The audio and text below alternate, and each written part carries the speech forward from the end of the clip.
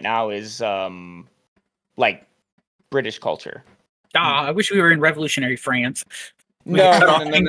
So the closest thing to French culture is Embershard. Damn it. Yeah.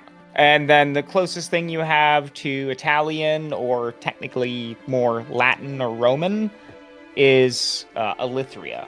Mm-hmm. Which is why I named the town I named it. What did you name the town? You'll find out. Okay. Okay. I swear to God, if it's Mamma Mia, I'm gonna crash. It's not. Yeah. Anyway, not gonna go down that road. I was about to tell a story. I'm not gonna do that. It is time for game. So, No, that's fair. who can tell me what happened last time? Give us a rundown. Quick rundown. Last time on Dragon Ball Z, we had massive discussions with the clergy about what happened in Pandacia. We tried to get them to translate the text, but they couldn't. One of them recognized it was Celestial, and then we revealed that I am a Asimar. And then we decided to give back our money, our gems, because we didn't want to be tied down to the King of Zrealashae, because he is very corrupt. And then we decided we wanted to go to Elithiria.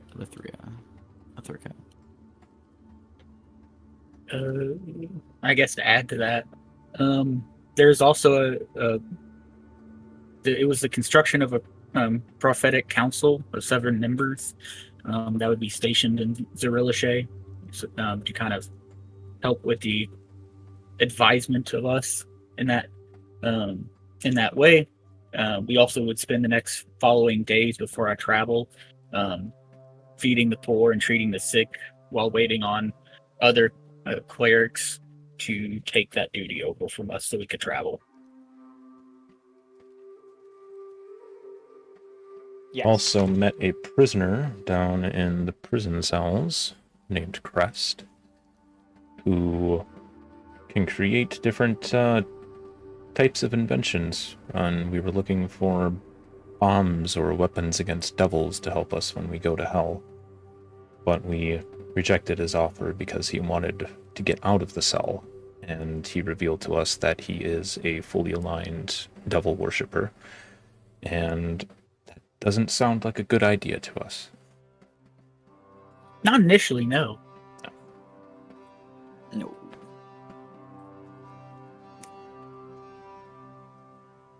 And now on Dragon Ball Z. Yeah. Alrighty. The party can take 200 experience. That was a nice recap. I like how everybody chimed in with their own thing. That's cool. Okay, so we are going to open our scene in the morning. It has been days of healing the sick and the injured. And when your spells run out, you go for medical kits that you have. Does anyone here have a proficiency with an herbalism kit? Let's see. Know how to play chess. Yeah, that's the wizard. Yeah, it's the same thing. I do not know. I think I I have. think my proficiency is in calligrapher's tools and cartography tools. Okay. Mine was in Smith's tools and Mason's tools. Interesting.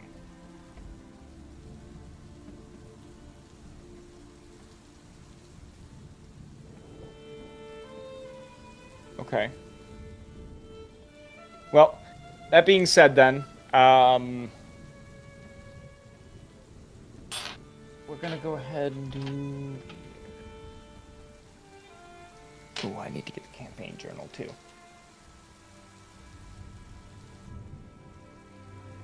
Okay.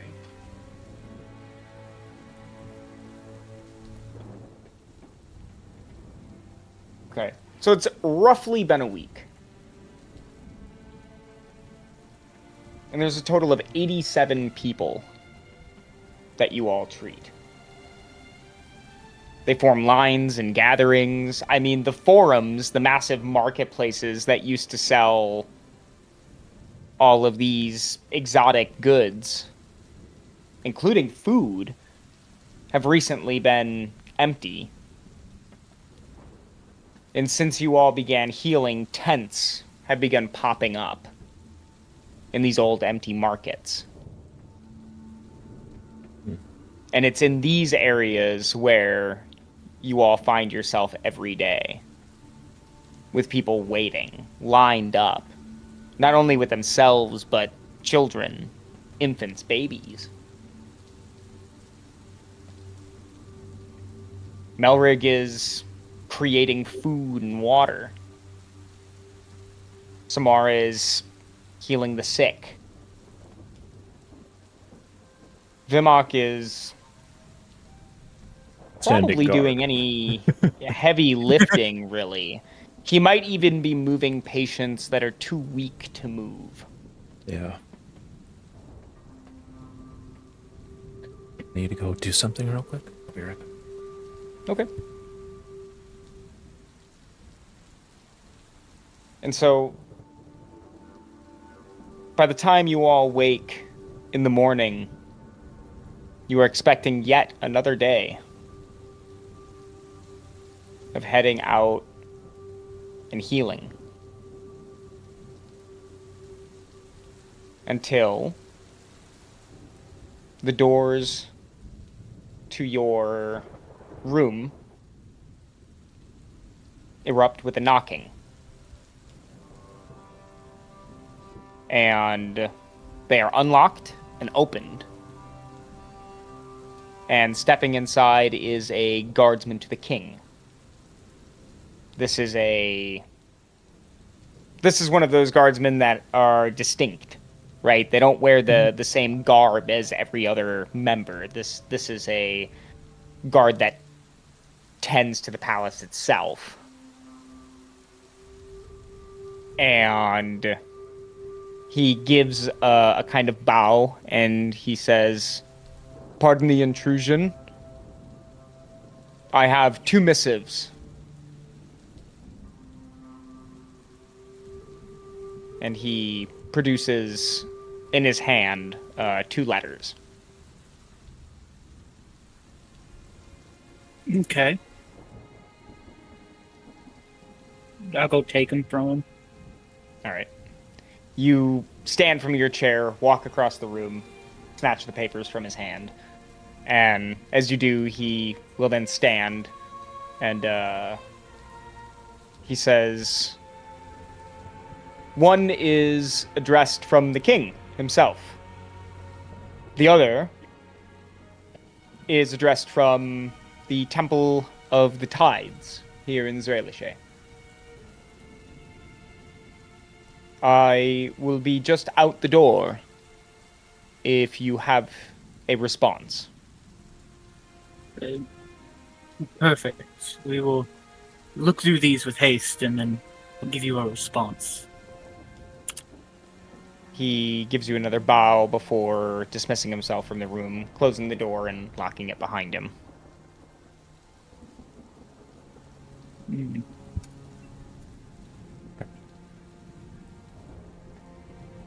And just as he said, these 2 letters are addressed from one, the king, and the second, the Temple of the Tides here in Zrealashae. They both have their wax seal stamps on it. Mm. Well, I guess we need to see what the king wants, and then we'll see what the temple needs.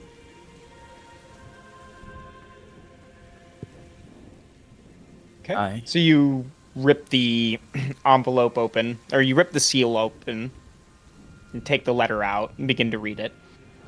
And you can see right away that there's a specific tone that comes to the message, right? And it says something akin to, my guests and heroes to the gods.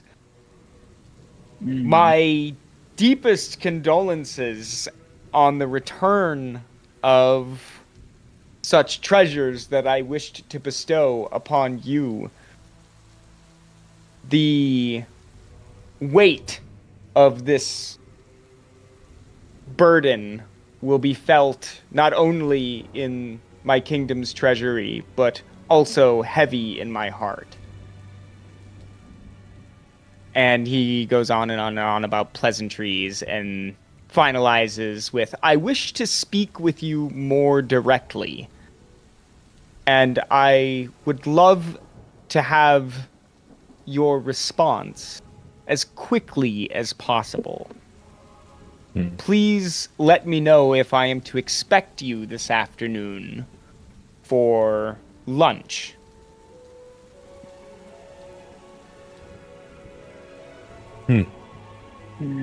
Something along those lines. Probably sounds more kingly, but you know what I mean. Yeah. But it's the undertone of, why the fuck did you get these back? Yeah, it's pretty obvious in there, yeah. No insight check needed on this one. Hey man, what the fuck?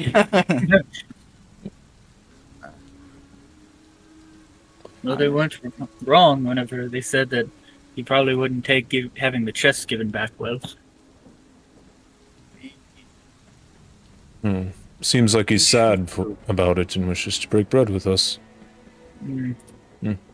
Maybe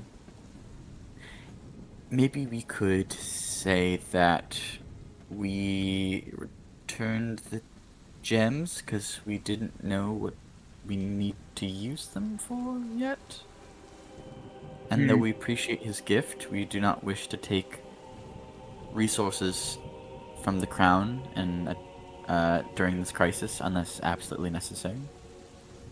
Yes.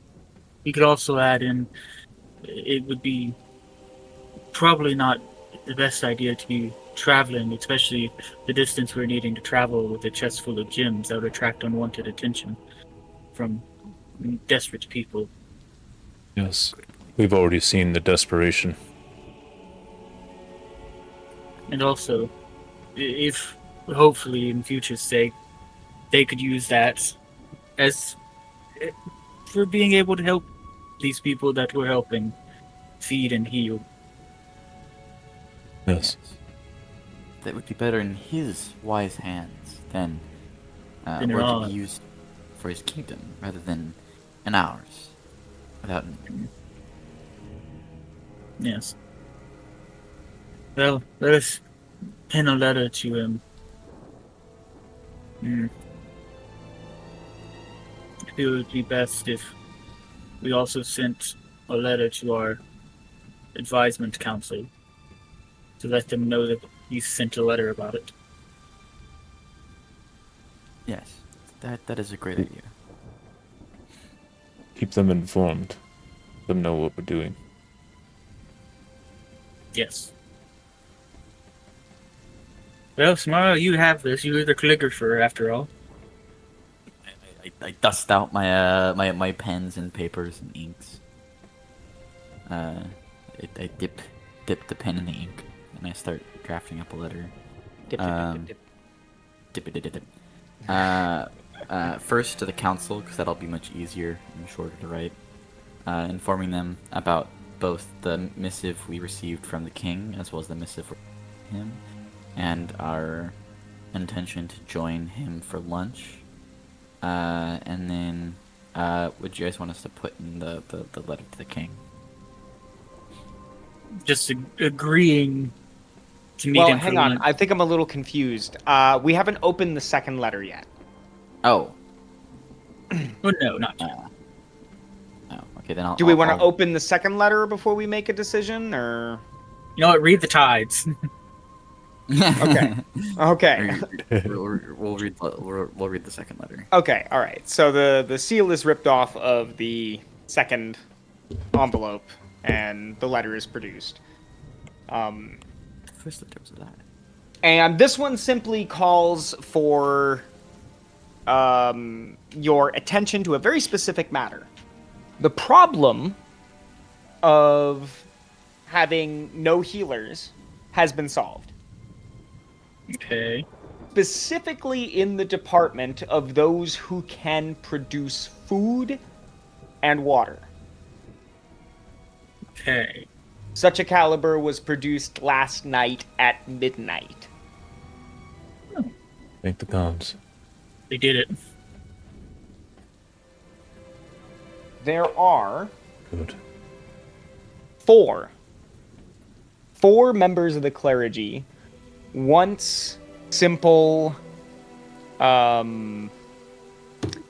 acolytes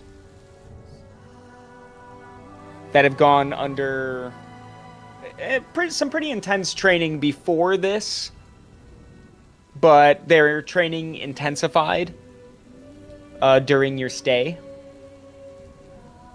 And so now they have taken on the role of cleric. So 4 new clerics have been produced in the temple, and they are of the caliber that the town needs. Good.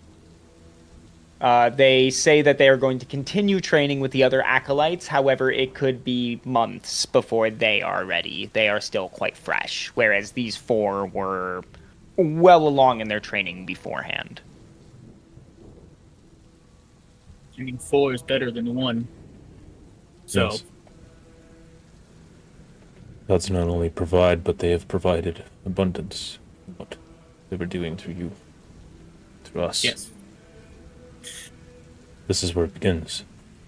As good as I am, having more people being able to provide food and water will help, especially in the days to come when food storages will start weakening due to the rain.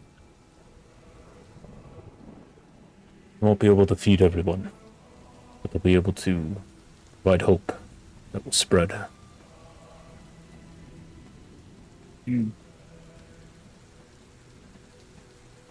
Hopefully in time, more will rise up. I think they will. If they've been able to produce 4 in such a short amount of time, now they know how to train them. It'll just be a simple matter of expediting the training.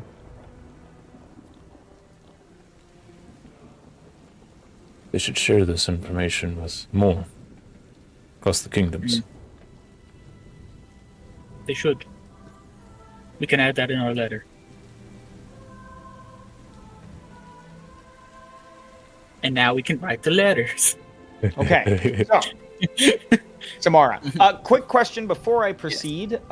During the healing, right, this entire week long of healing that you guys have been doing, does anyone in the party have the capability of casting lesser restoration?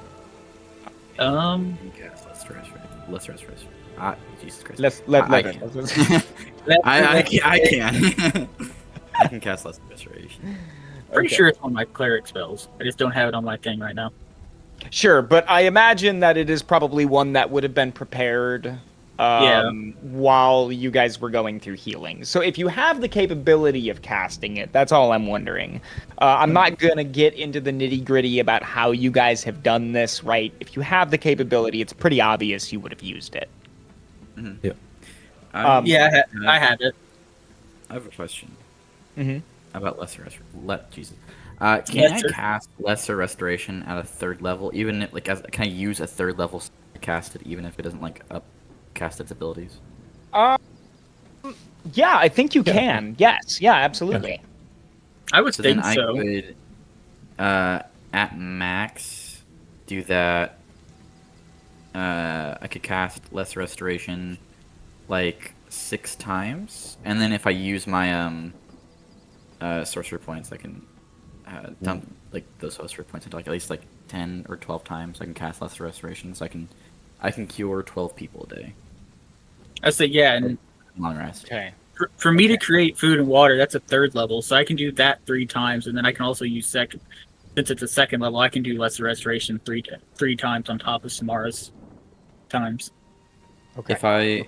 If I heal people in the morning and then like rest for 8 hours, I can heal 12 more people or cure 12 more people at night. Okay. Yeah. All right. That's wow. Okay. 24 people a day. Yeah, And then that's plus- intense. Yeah. And then plus mine, so then an additional 6, so that's 30 people. Yeah. No And it's six wonder things. how you guys hit 84 people in a week. Yeah. That's insane. Then all of the food and water. I mean, yeah, a lot of it was being barreled and then, ration distributed. Oh, yeah. So, I mean, you guys were protected by guards as you were doing this.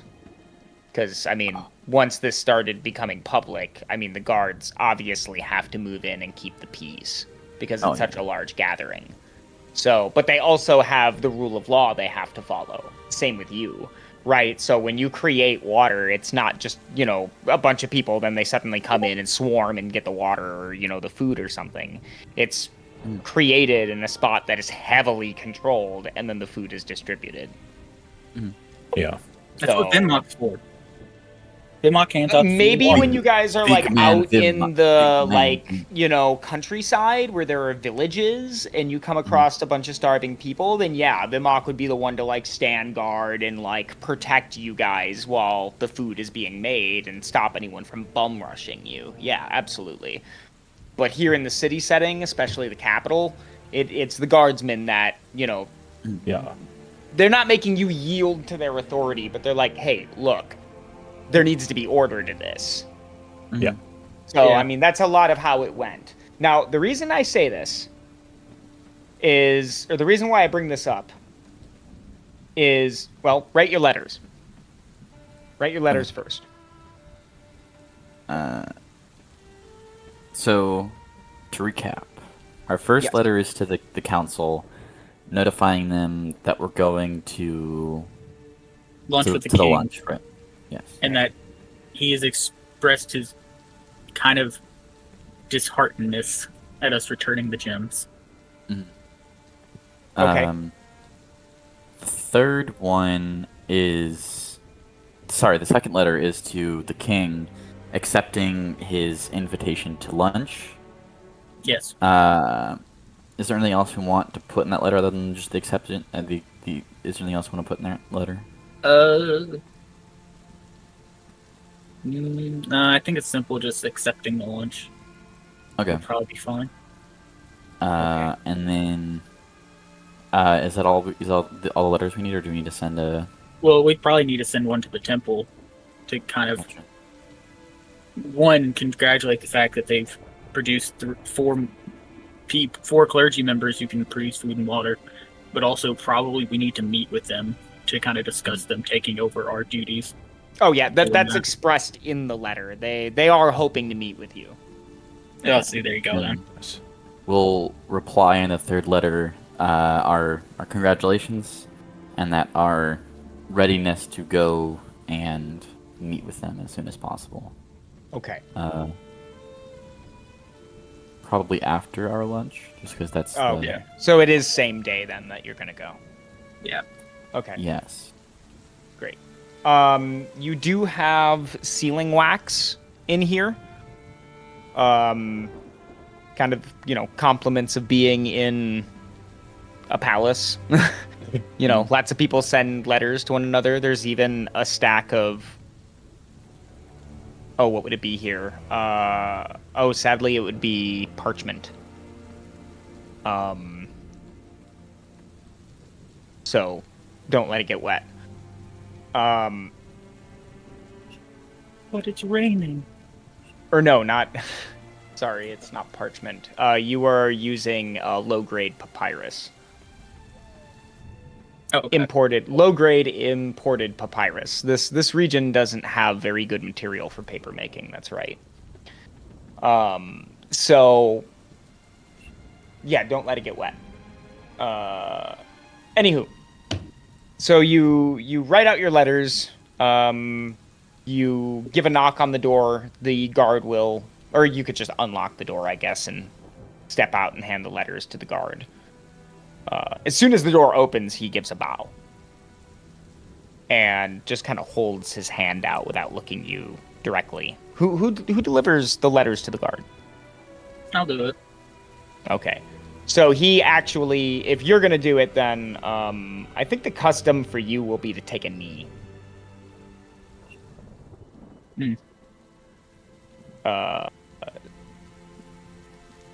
There might be some old custom to this.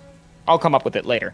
But when you open the door to go to hand the letters, he will take a knee and look to the floor and hold out his hand. You place the letters in his hand, his fingers clasp around them, and he will not stand or look up until the door is closed. Okay. I just quickly close the door so he doesn't have to kneel. Okay. Thank you. So, not long later before you hear his footsteps receding. And you, when you close the door, tell me exactly what you do. What? Oh, as soon as I close the door, I turn around and like, well, why do they always kneel? It's weird. The door suddenly pops back open, hard, and slams into your back. Give me a dexterity saving throw. Oh, God. That's the one I'm bad at. An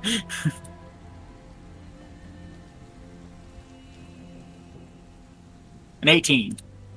Oh, wow. You catch your balance and turn around. Give me a perception check.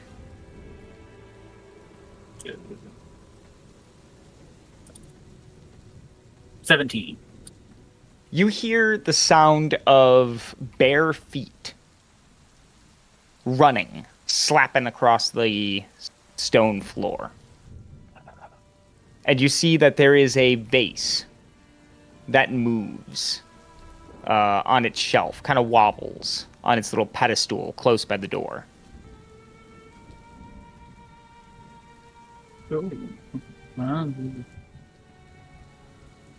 I would kind of immediately look out the door to try and figure out who just did that. You look out the door, look up and down the hallways, make a perception check. An 11. Shit. There's nobody in the hallway. You don't see anyone. Yeah, fuck. I'll call back to Vinmok and Samara. And when you look back, before you can even call out Samara, you feel a tug. Not hard, not violent, but soft. Against the bottom of your robes. And suddenly, just like that, appearing out of nowhere, is a woman. Who, just in the blink of an eye, appears. She's on the floor on her knees, looking at the ground. All you can see is her back and the back of her head, her neck, as her head is completely pressed to the floor, and both of her hands clench your robe. And incoherently, she begins to speak, but it's difficult to understand her because she is crying. Very hard. Ugly crying. I'll turn down and I'll lower myself to the ground in front of her. Please, calm down. Tell me are you okay? What do you need? She looks up at you, and you can see that she's not a pretty sight, right? Her face is splotched red. She's got snot coming out of her nose. She's a young woman, maybe around the early 20s. and blubbering out of her mouth comes, "Please forgive me, please forgive me, but it's my mother, she's sick and we haven't been able to see you yet, and I had to try." Where's your mother? She's in town in the big apartments, but we can't get her down the stairs. What, do I know what time it is right now? It's like morning. You guys were having breakfast before you guys were like writing letters and stuff. Okay. Oh.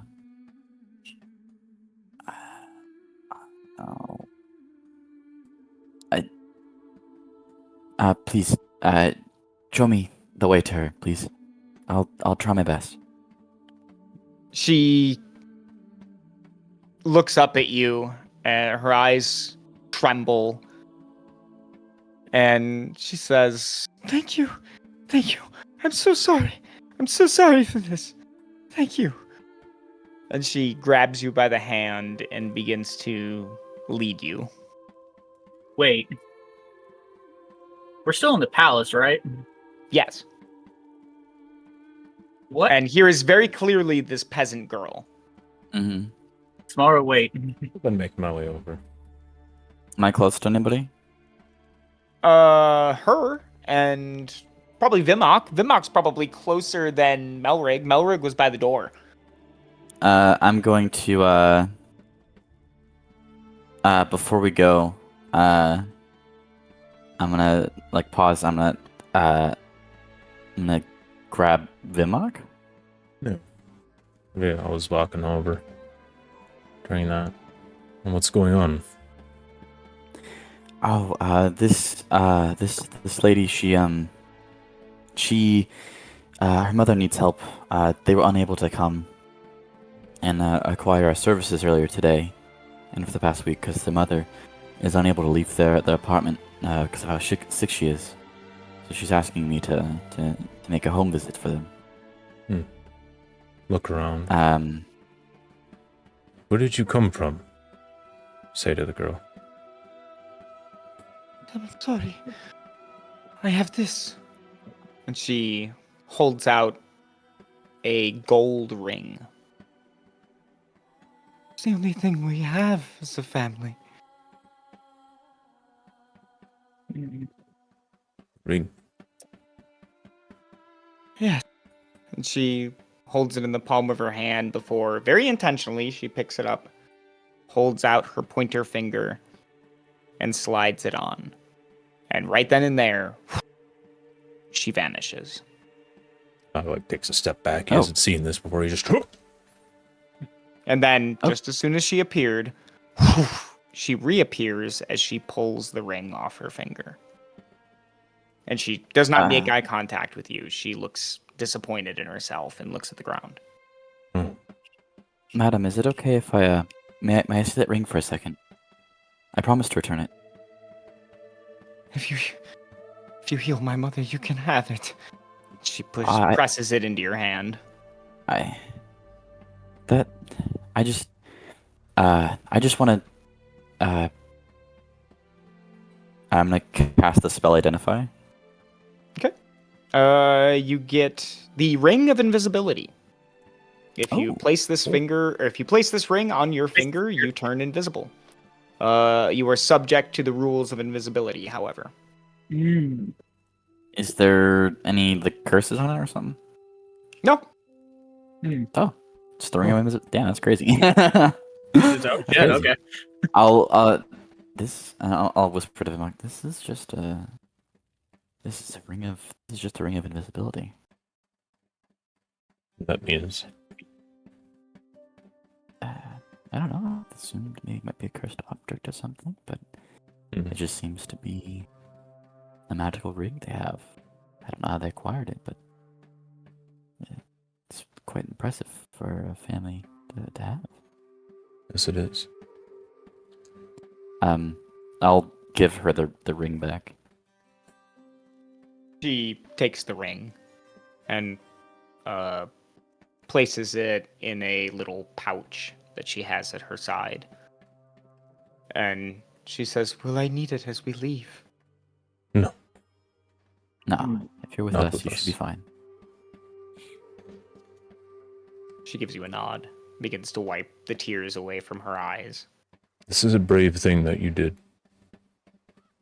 It's a faithful thing as well. Look to Samara. Give her a nod. And then, please, take us to your mother. She takes your hand and continues to lead you to the door.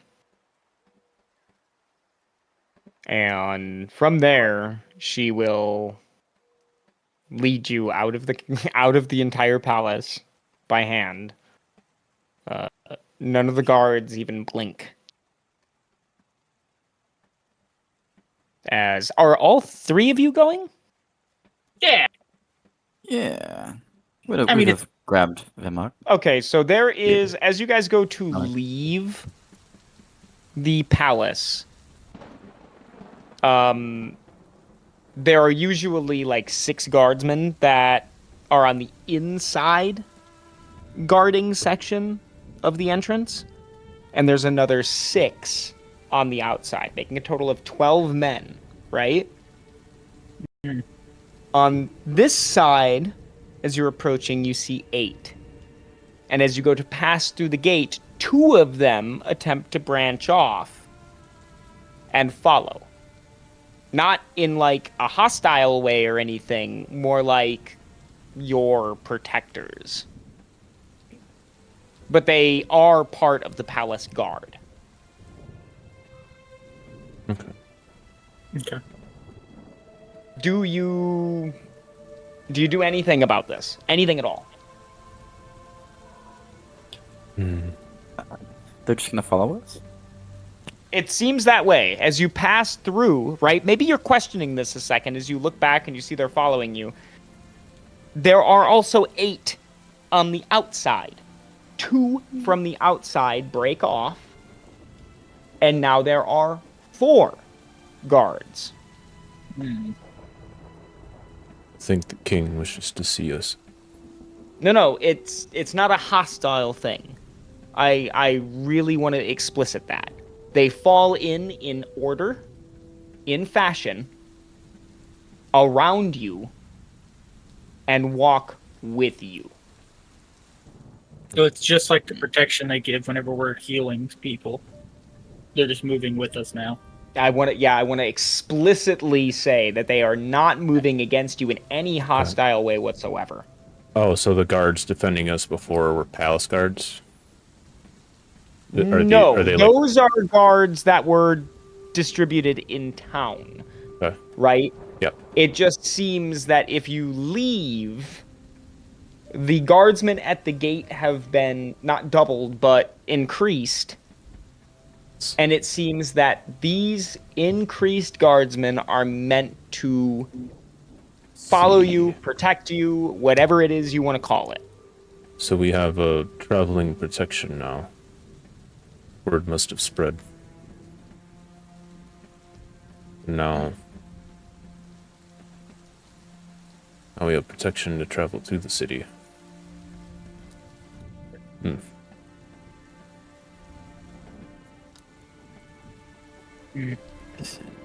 Don't know how to feel about it. On the one hand, it is a kind gesture. On the other hand, I don't feel as though we need it, but It's better to have it and not need it than need it and not have it. true. Plus, they will just be there unless something happens. Yeah, might as well let them follow us around. It's their duty and they have orders. We should not try to hinder them. They don't even look at you guys. They just fall in line. As you are all walking, the young girl who begins to soften up, right? Now, she's not blubbering much anymore. She's recovering her personality. so to speak. She introduces herself as Sherry. Sure. Says, my mother's name is Carolyn.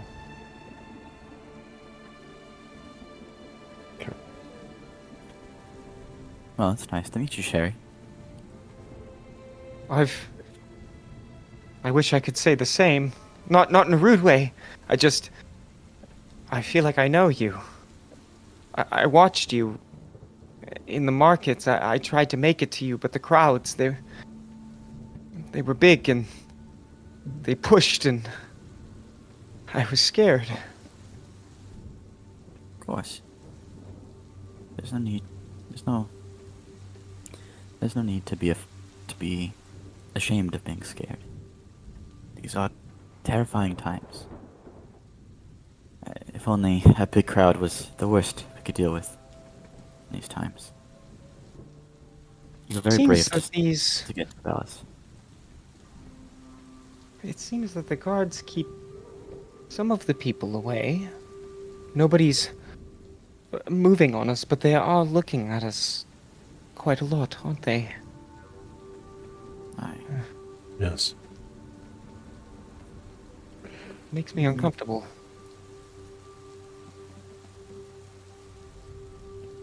I'm sorry if I've burdened you. I am. I'm very sorry. Oh, it's no worries. We're doing our duty to the people. She gives you... Would you like us... Hmm? Sorry. No, I was gonna say she gives you a warm smile and she kind of increases her grip on your hand a bit.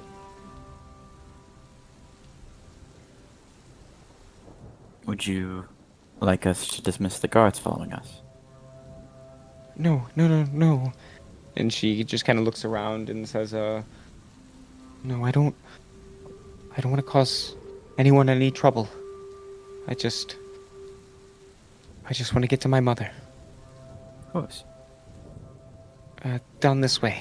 And she points down another street, and you guys kind of enter the windy bits of Zrealashae, where the white stone fades away to a kind of gray, dim-lit streets, not in a threatening way, but more of a poor way. The buildings here are tall, and there are clothing strung out above the streets, all above you, which only increases darkening the entire area. And after a couple of winding turns, you arrive at a building that has a kind of stucco exterior. It's very boxy, very rectangular, right? It goes vertical with a double-sided horizontal roof of tiles. Very few windows on this building and fewer balconies, but some are present. When she leads you inside, two of the guardsmen stand outside to enter.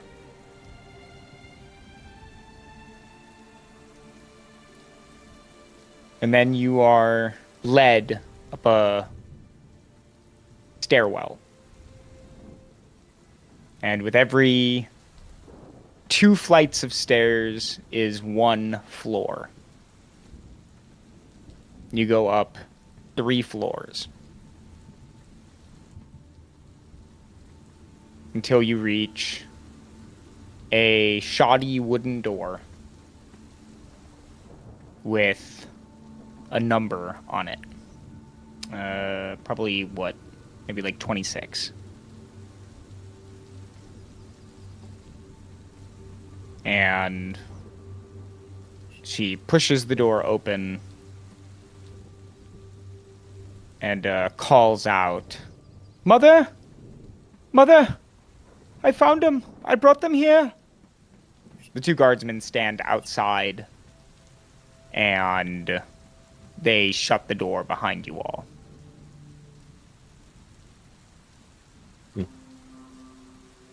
Inside, you find a single room domicile with only one additional room to the side. It is to this additional room that Sherry goes to. And she pushes the door open softly and pokes her head in. And she says, "She's in here."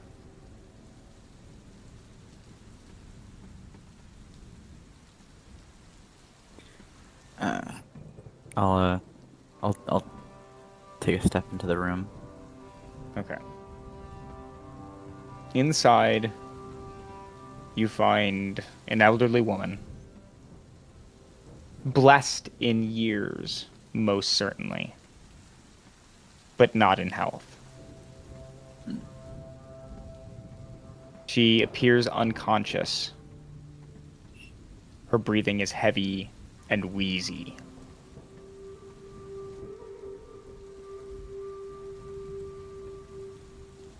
And as you all enter, you can see Sherry's hands go to her mouth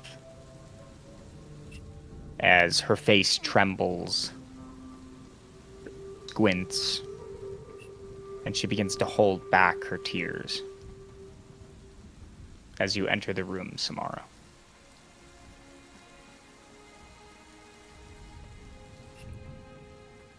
Can I do an insight check on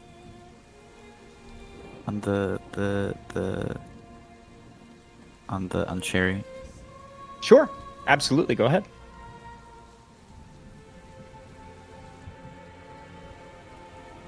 Well,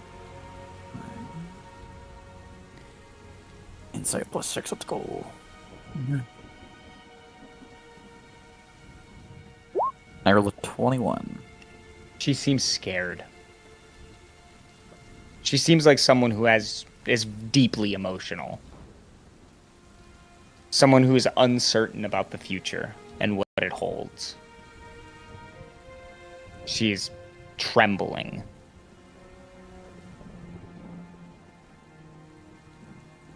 Can I tell what she's scared of? I mean,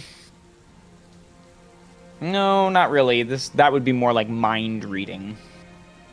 But you can tell that she's scared or anxious or something. Something along those lines. It's the only thing that would draw such an emotional reaction from her as she stares on at her mother, who is wheezing in bed.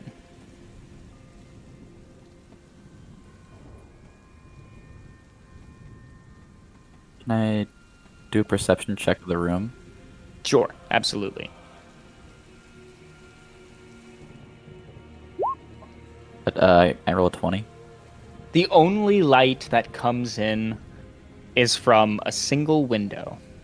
The wooden shutters have been pulled up, and some light linen curtains cover the windows. Just barely, though. Sunlight comes in through the middle, and it rests in the middle of the bed. You can see dust floating in the air as you enter. This place is definitely not one of upper class or middle class. These people are poor. The bed itself looks like it could have been used for generations.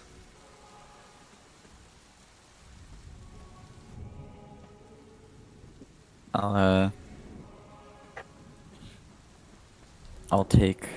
walk over to the old lady. Her wheezing is raspy and comes from the back of her throat. I do a medicine check on her? Yeah, absolutely, yes.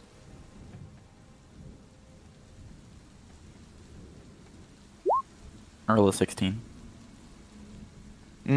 From the sound of her rasping, she has something wrong with her breathing, right? Her lungs. Mm-hmm.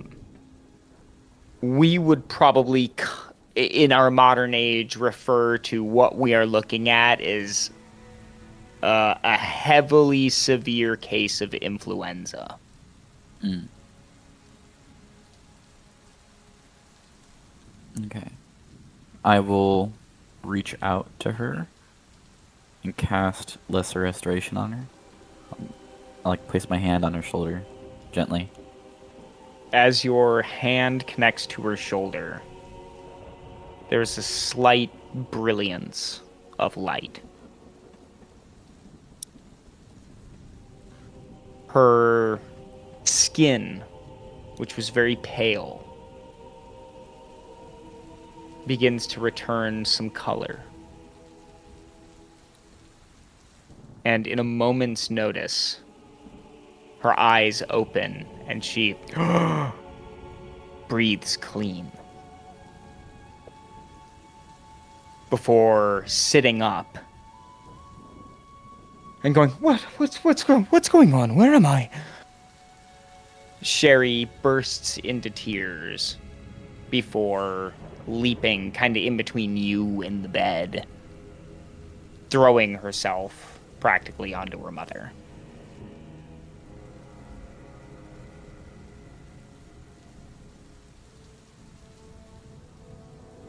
I'll step back and I'll give them a moment to themselves. The mother looks very confused. Like, what am I doing? Why am I in bed? What's happening? And who are these people? And Sherry goes through the process of wiping away her tears and holding her hands to her mother's face and explaining to her all of the recent days. The rains, how they haven't stopped, the food shortages, the healers, the heroes. But you all will have a moment to step out of the room while Sherry does this.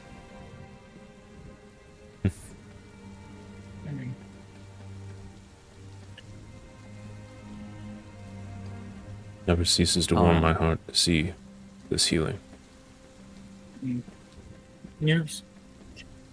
My question still remains, though. How did someone that came in possession of a ring like that fall to living in this? She mentioned that it's a family ring. Hmm. It is not improbable that her family has fallen on desperately hard times.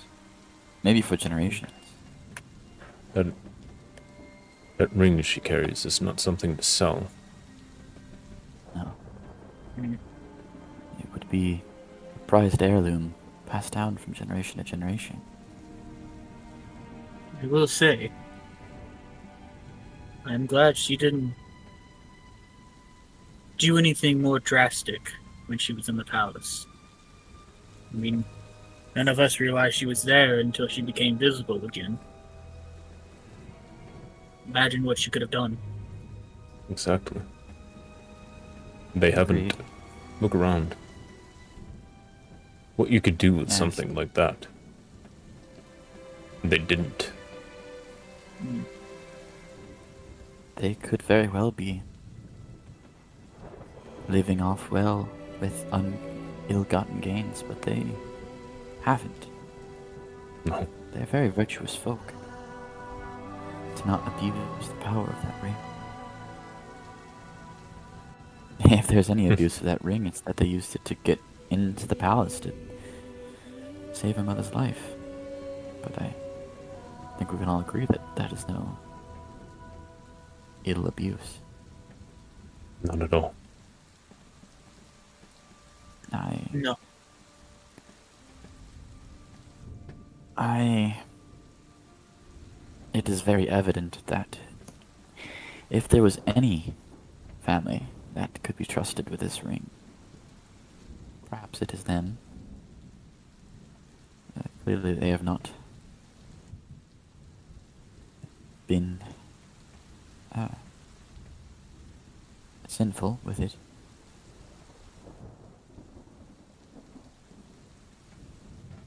But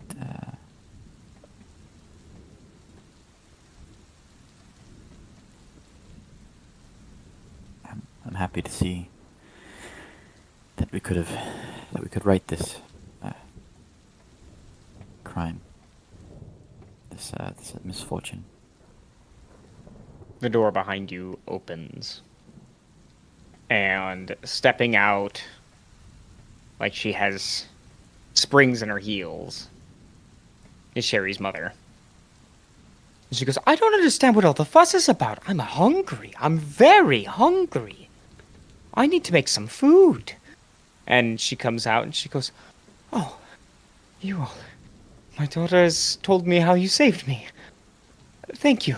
Excuse me just a moment. And she kind of moves past you and goes, oh, where's the food?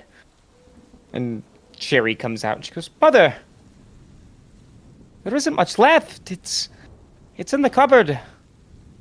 Flour. It needs to be cooked. Baked. No reason to bake, and I'll just point my hand at whatever table service there is. There is a small table off to the side. It looks like more of a decorative table, like it would have held maybe a plant or something at one time, but it doesn't anymore. And so when you point your finger and you put out food, how much can you put out? Up to 45 pounds. Okay, so this food spills off of the table well and thoroughly. The table collapses. Would be a And, table breaks. I think...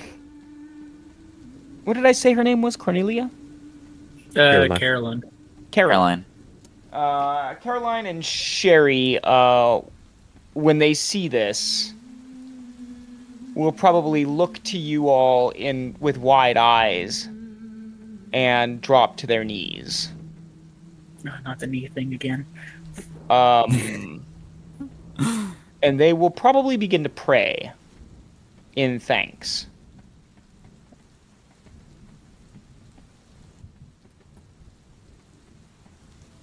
You have good hearts. Mm. God smile upon you. When they stand, Carolyn steps forward and she says, the gods have not smiled on our family for generations. We, and she looks to her daughter, and then back to you. We are descendants of exiles from Elithiria.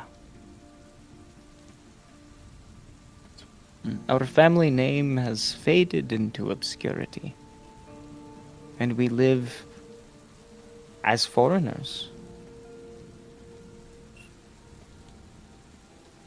She produces the ring. This is all we have left. Or at least it was. Yes.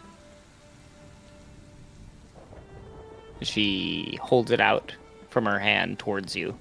She says, but our family has honor and virtue. You have done us a kind service. And we will take not no for an answer.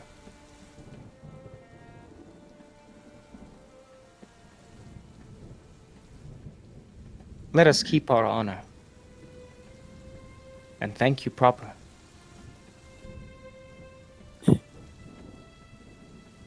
Yeah. Okay. You see your virtue in your dwelling. What you could have used that thing for. You hadn't. This is why God smile upon you this day. Everything that's happened throughout the generations, that means nothing. In the end, you're here.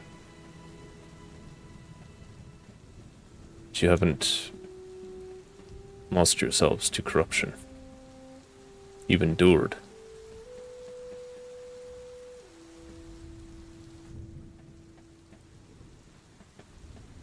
That is Your right. words are heavy. In kindness and warmth. And we thank you 1,000 times. And to the gods we thank for sending you our way.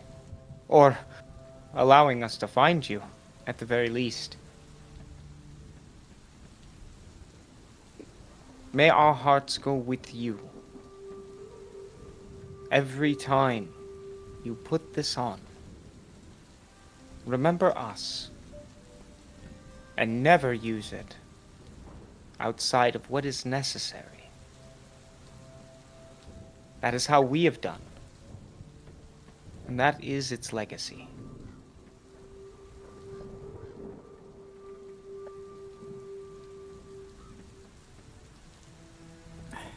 I'll take out my northern quartz that I have. And I'll Your step what? for my quartz. I have a quartz from the north. Oh, yeah, that's right. Yes, yes. Golden quartz. I'll take that out. Step forward. Take the ring. Put the quartz in her palm as I do. Like, close it home. Like, shake it. Look in her eyes. Give a nod.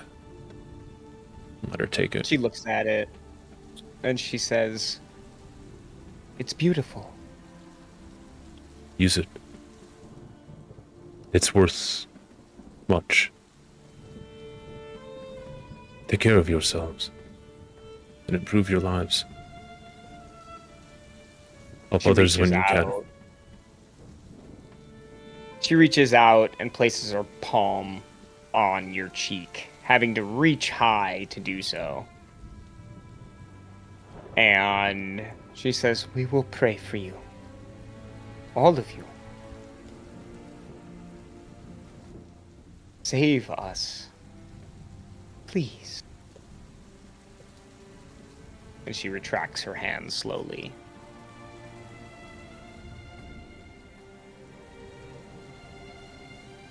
Whine. I don't know if you guys could hear that, sorry.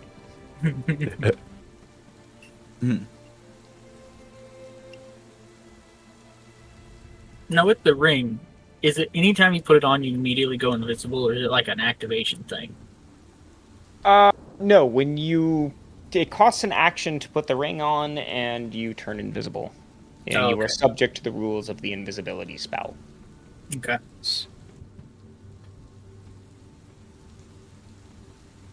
I have no doubt that this will aid us. The gods have called us to do. Thank you for keeping it this whole time.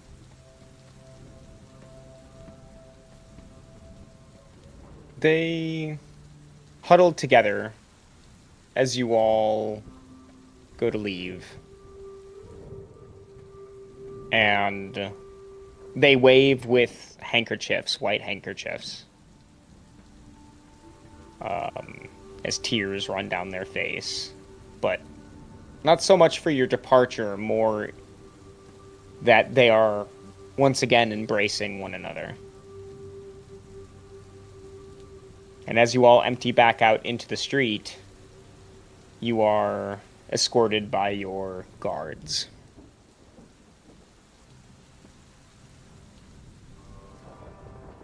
Who has the ring? I do for now. I say Emon can keep it for now. We'll figure out what to do with it later. It requires attunement. Oh, Emon, giant, terrifying man with the invisibility ring. sounds fucking terrifying. You know, now that we're walking and talking, but I had kind of in my mind, I mean, when we are walking up to a place, imagine I'm invisible and then I clap my hands. Vimok. You know, that'd Imagine be absolutely how much- terrifying. Yeah. Can you Yes. imagine they think it's just me and Melrig, you know? And like, only have to worry about the dwarf, huh? And then all of a sudden there's like a 8-foot tall giant behind them. Terrifying. Also, You'd it shit the probably would be pants. best for me to not have it. My armor would probably make too much noise and negate even being invisible in the first place. like, I would just be clinking everywhere, and they'd have to figure out where it's coming from. Can you do that out again? loud. Click.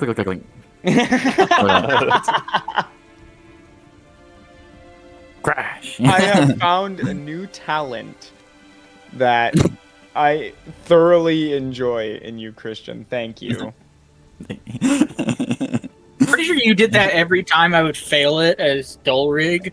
Every time I failed my stealth throw, you would do that. That's all I can think of. All I can think of every time is just like this giant dwarf trying to like the big cart like big steps stealth, you know? And then there's always like the loud plate armor just crashing into itself, making these loud noises as you try to like tiptoe your way around the enemy. To catch the viewers up real quick, less than 30 seconds, our friend DJ here had a different character named Dulrig, who was a Duragar, and he could turn invisible. Something about the Duragar which is kind of annoying is the fact that they allow you to wear heavy armor and they give you invisibility, but they don't negate the sound around you. So it's not very useful. And we figured that out pretty quickly. So to anyone who's, looking out there to play a Duragar, I don't know, maybe talk to your DM and see if you can get like a sound reduction bubble around you or something, because it's it's not great. Even with disadvantage on the perception checks because you're invisible, it's not great, right? Because it just kind of levels out. Anywho,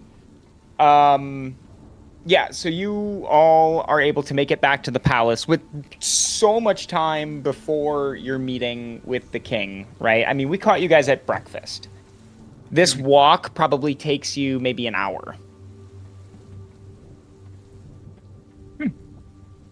So I can attune during that walk?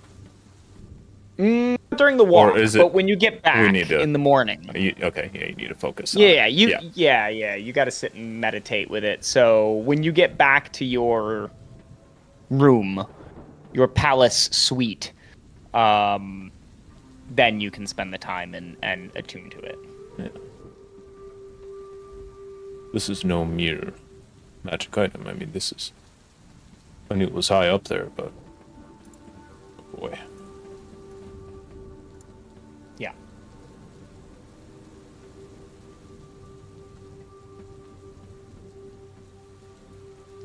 Moral of that story, don't make me regret this. We immediately just send him. We go to lunch and it's just abuse it. It's just me and Samara, and then we're like, oh, Vimok's sick or something, and Vimok's just standing behind the king, invisible. Imagine the big power moment of just us standing there. King makes like a threat or something, and he just feels a giant hand on his shoulder. Do you want to say that feel in charge? Yeah. Do you feel in charge? As this giant hand suddenly from nowhere grasps his shoulder. Lightly, too. Yeah. Just a little very pencil, gingerly. Right? Yeah. Your Does being king soft. make you feel powerful?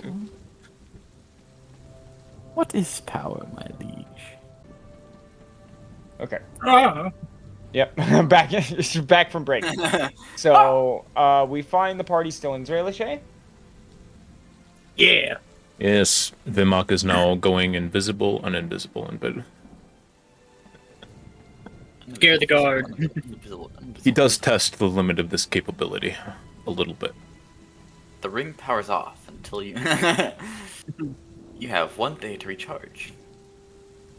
Yeah, well, I mean, you wouldn't even really need to test it too much, I suppose. I mean, you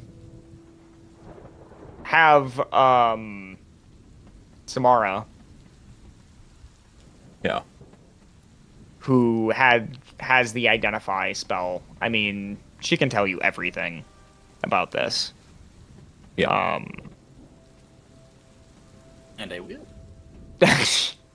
So from the ring that I've got, the legacy description, it says, while wearing this ring, you can turn invisible as an action.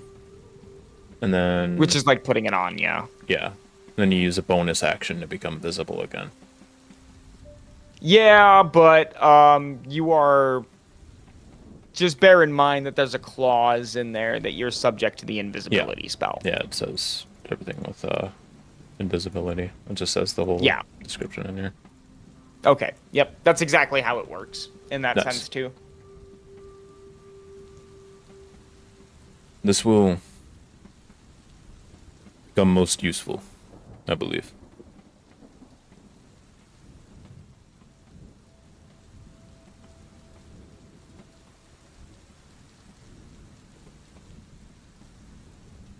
So the party has some time now before lunch with the king. Is there anything specific we want to do, or should we pass the time here? I'd say pass the time. Okay. Alrighty. So we are going to fast forward to the doors to the king's private chambers being opened. 2 guardsmen will follow in alongside you all. And you can see that there are several more that are posted even here inside the chambers. And King Robert comes strolling out from one of the back bedrooms with his hands kind of thrown up. And he goes, welcome! Welcome, friends! Welcome. It is lovely to have you all here. Please, we will be dining in this room over this way. And he says, as you all kind of approach, and are you all wearing, like, what are you wearing? Well, I'm assuming I'm not allowed to wear my armor, so probably just my cleric robes. Okay. So I've got like the hides and stuff. I don't know if they let me in here like that. You all were given other clothing at one time? Oh, the fancy clothes. Yeah. We got to keep those? Yeah. I didn't know we got to keep those. Okay, yeah. Yeah, then we wear that then. Yeah. I'm assuming. Okay. I should wear Melrig's armor. You would Or I don't think look you could, ridiculous. I don't even think you could like hold my armor. I struggle to, but I'll try my best. Eh. No, I'll wear the fancy dress I was given. Very good move. You don't want the 61 pounds of steel chainmail, a shield, and a warhammer. Apparently, it's not. Believe me, neither do you right now. I guess so, not. As you all approach, the king compliments you all on your attire. And you all will settle into a well-lit and decently sized dining room with several different tapestries and shelves in here, different animal heads, animals from all over the Argarian Sea, from the islands of Thessalonia to the western shores of Elithiria. The king is very clearly an avid hunter. And as you all settle in, he says, well, it is my greatest pleasure to have you all here in my personal dining chambers. It is, however, to my great sadness, that you returned my gift.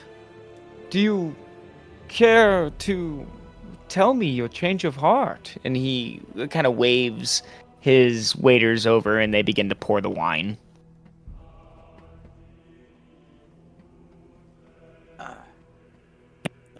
We had much consultation and deliberation after our meeting, and it came to our attention that we didn't quite know exactly what we wanted to do with the money. And as we had asked for a lot of money and seeing and working in the streets, we figured that it would be best to return the money. Partially because we figured that the money would be best in your and the kingdom's hands to be put to use for this crisis, or in reserve in case it is ever needed here, and in case that we might need it and have direct need for it. We also realized that it may be dangerous for us to have such a massive and luxurious chest of diamonds out on the sea and in our travels, in case ne'er-do-wells may take more aggressive risk in attacking us and harming us because they see your gift to us. So we figured that it would be best to place this gift back into your hands, so that you may use it for the kingdom, and that is basically our reasoning. During your long-winded reasoning, the king slowly begins to roll an insight check.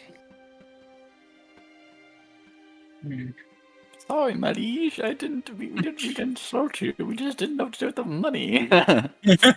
Ian.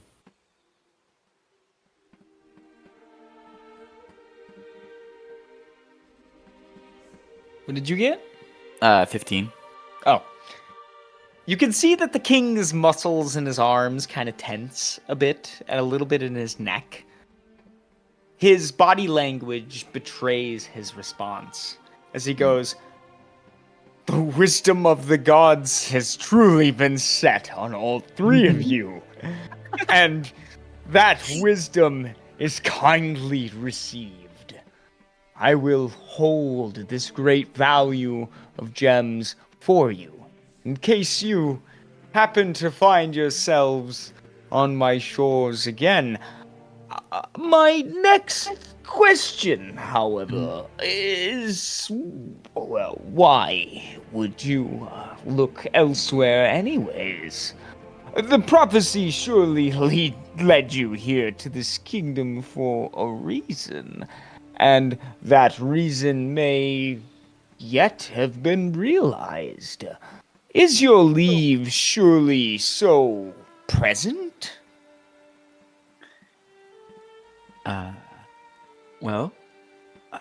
We do intend to return. We're taking a trip to Elithrica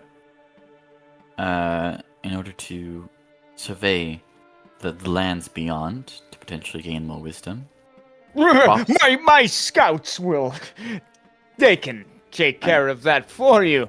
I have several spies all throughout their meager republic. He gives you a smile. Please not think we will not remember and appreciate the gift he has given us.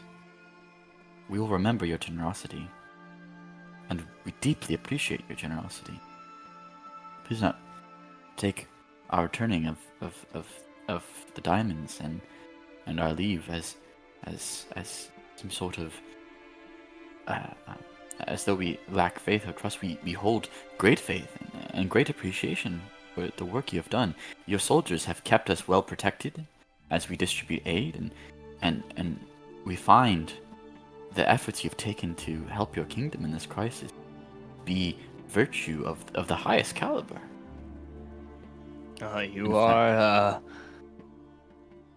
You have a well-trained and beautiful tongue. Thank you. That will serve you very well moving forward. But this one... And he points to Melrig. In my company, you've often been quiet. Now I am gracious and generous.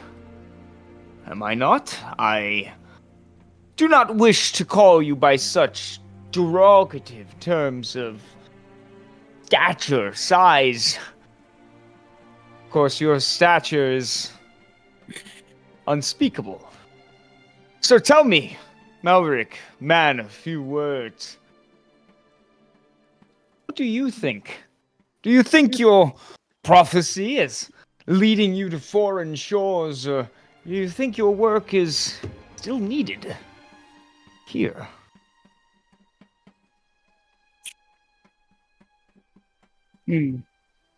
Well,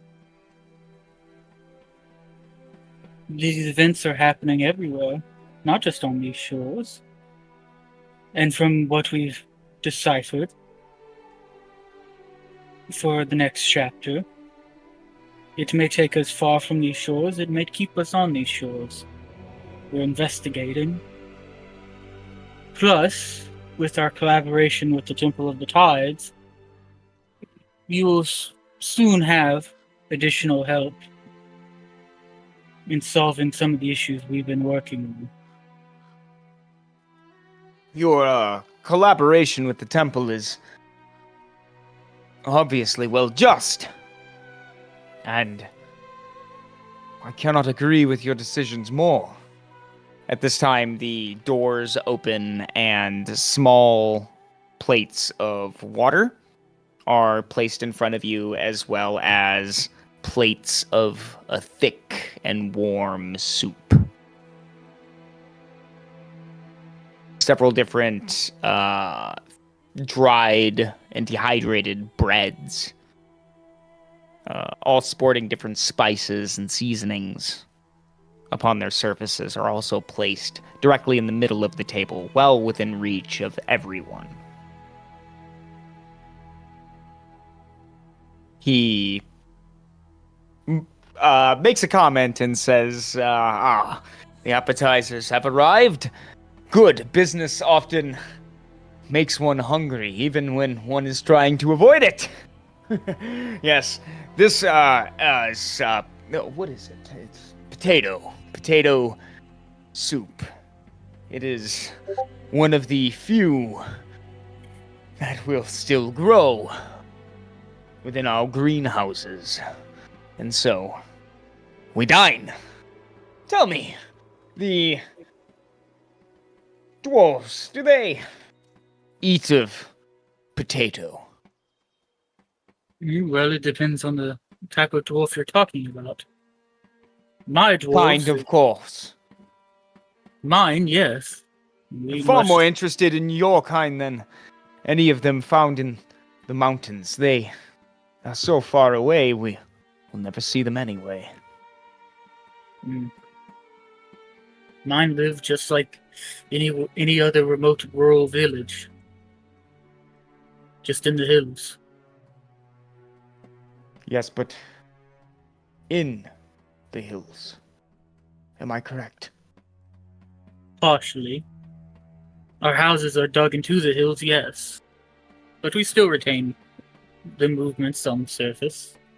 Is there moisture that sets upon your dwelling? From above or from the sides?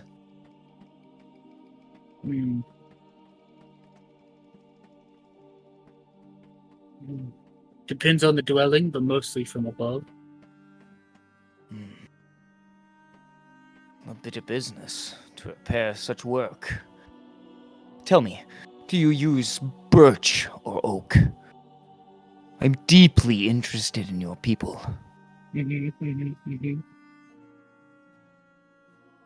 Well, we always use oak.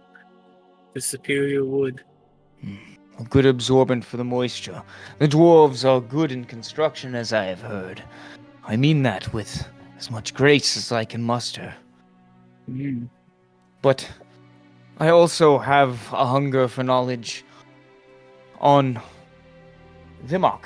He shifts in his chair, kind of heavy, right? It creaks under his weight. And he turns towards Vimok. And he says, "You come from the north. The far north. I Very have well. never ventured there, but I heard many wars take place. Tell me, have you seen battle up there?" Oh, yes. Marauding clans, clan versus clan, have the wild tribes all claiming to be birthrights and original claimants of land. Sometimes they just hate each other enough to kill each other. Reminds me of the Catalinans in the mountains. Horrid tribes often play at war with one another. I seek to set them straight someday, but they are beyond my reach for now. It takes a Tell me. strong hand. How do your people feed themselves? There is no fertile land up there. Surely you have great many potatoes, though. The land need not be fertile for such a crop. Are you familiar with potato? Of course. Potatoes were the main source of vegetation. We had other roots as well, different bits of edible things that would resemble a carrot, but thicker, denser, harder to chew. Humans that live up there couldn't eat it, but my kind was a delicacy, a treat. But mostly we would feed off of whale. Or seals. Large fish. Whale. How do you hunt whale? Well, we have special boats that are constructed that can hold the weight of Goliath. And it would mostly be us that would launch spears into it, slow it down. You cut it down over time. Except sometimes some of us would be able to launch themselves onto their back and drive a killing blow straight to the brain. It's the way that we preferred it, so that the animal wouldn't suffer. But it wasn't always the case. There wasn't always an opportunity to do so. It's difficult. But a single whale could feed the whole tribe for nearly a month. 1 month. Your people are quite hardy, and with an appetite to serve, it seems. Well, Have you ever seen a whale, King Robert? well, I've seen paintings, but not in my lifetime. No, I have not seen a whale. Nor would I ever dream of hunting one. It sounds like... Well, it sounds like my advisors would surely hire my own guardsmen to kill me before I was allowed to set foot on one of your boats. That would... I think you're correct on that. I'm not gonna look around the room. A whale... kind of give a nod. About the whole size of this entire room. That would be... on the smaller side. And you... Well, no, I need not pry. My curiosity stems from a great measure of forward thinking. I want to make you all very aware of something as we dine together. Your names. They will be etched into tablets of stone. The world will remember you for generations. I share in this beautiful fortune that we may be remembered. But it is what we do that will be remembered. And we, as an afterthought. My friendship with you means such a great deal, not only personally, but politically, to my kingdom. Its people look to you, and so must I. Tell me, how do I get close to the gods? I could ask the Temple of the Tides, but I'll be honest with you. I do not trust them. I have not trusted them. I don't know what they're up to. I have no jurisdiction in their temples. I cannot be sure, but with you, the gods have chosen you. Your intentions are pure. And so, tell me, how do I get close? How do I ensure I am within their embrace, that I will be remembered by them, just like I will be remembered by history? He leans back in his chair and looks kind of expectantly, have his body cocked to the left as he leans on one of his arms.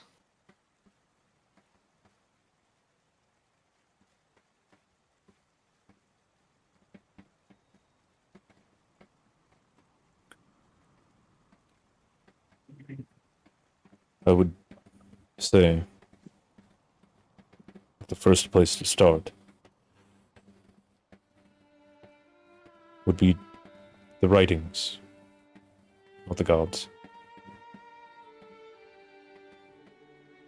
And also the ones that were in service to them.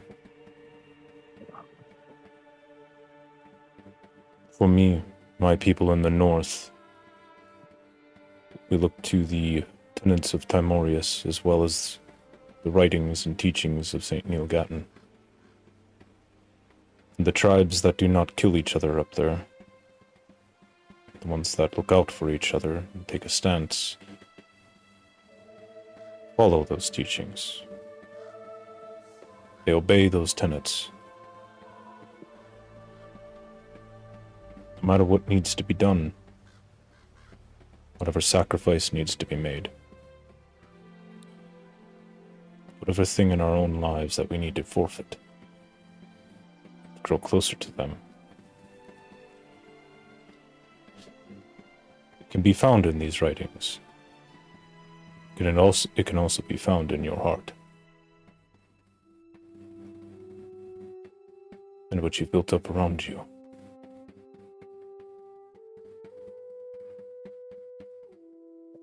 So, what I'm hearing is, if I put my trust in the gods, and I do lots of good, I can be close to them, like that.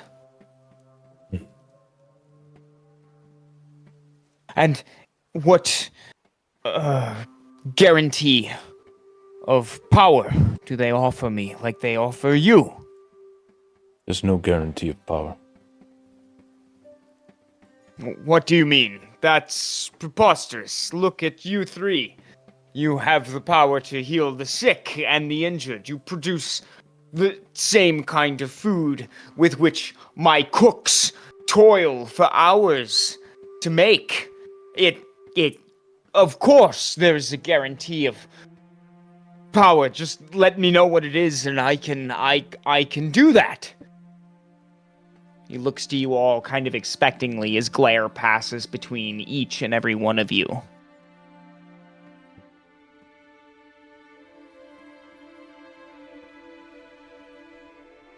Gods give power to those that they will to. Gods give powers to those who feel deserve it, to best shine their light.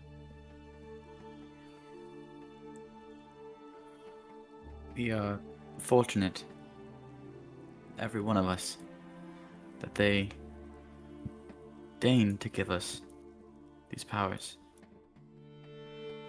That is why there's no guarantee. It is the gods who ultimately make the decision.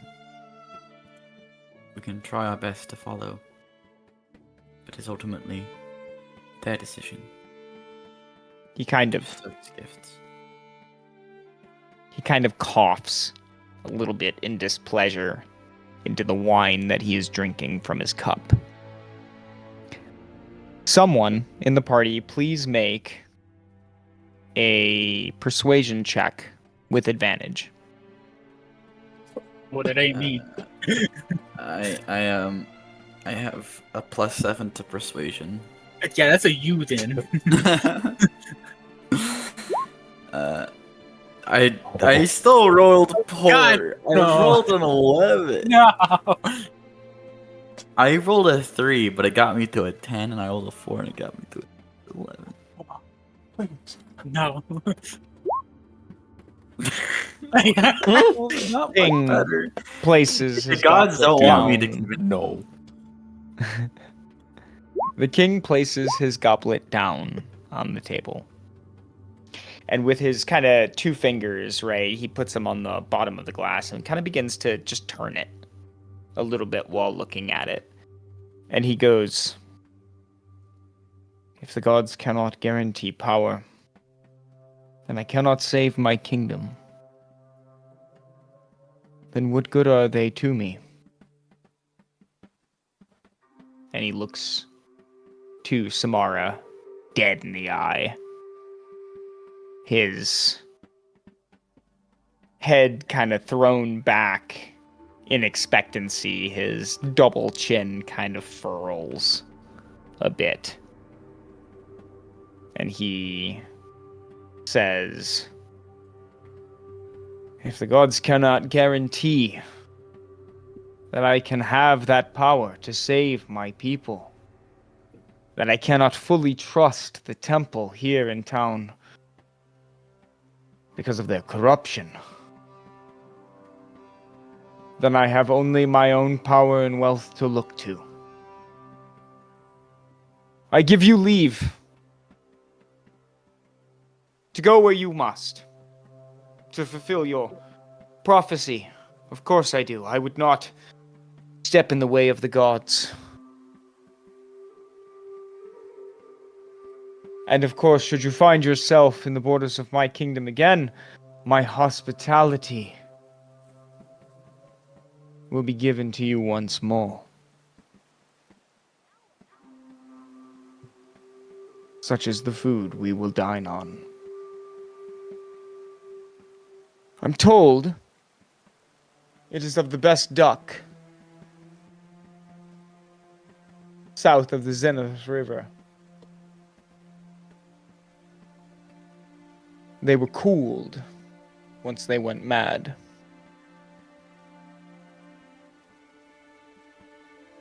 The meal should be exquisite. And only a few moments later, the doors are opened and 7 steaming duck are placed on the table. And the servers will kind of begin to separate portions of different things onto your guys' plates.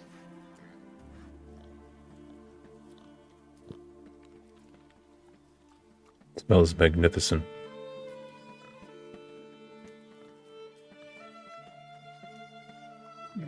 Thank you, King Robert. You have my gratitude for hosting such heroes that will be remembered by time immemorial. Once you have made your fill, my gods will escort you. He removes his handkerchief from his blouse and with a furl of his wrist, underhand tosses it onto his plate before being helped up by his steward. Can I say one more thing to you, King Robert? Of course. As he stands. The gods have already given you not magical, but authority. You have individuals in that temple that can do the things that we do. You direct your men, you direct your military, your workers, your constructions, everything. You have great wealth here. Those are your powers. Through everything that's happened here in this kingdom, you now have access to all of it. You are the steward of it. You do not need magical powers to save your people. You have the means. Make a persuasion check. I get +1. 18. His steward is kind of holding him, right, while you're talking, and in about halfway through that monologue, he kind of pushes the steward off of him and just maintains eye contact with you. And he says,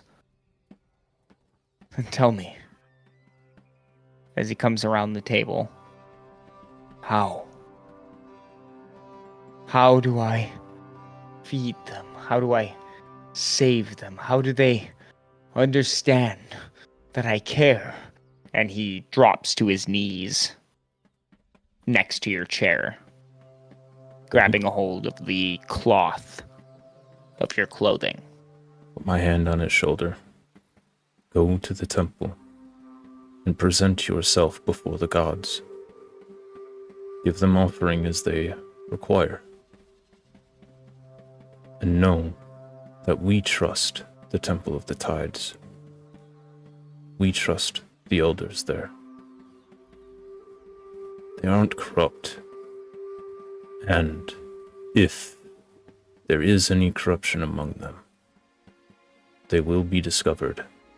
They will be rooted out. Make a persuasion check. +1. 14. The king is looking up at you. And he nods. And he says, "I must rest. And tonight, I will make my offering." His steward rushes over and begins to help him up off his knees.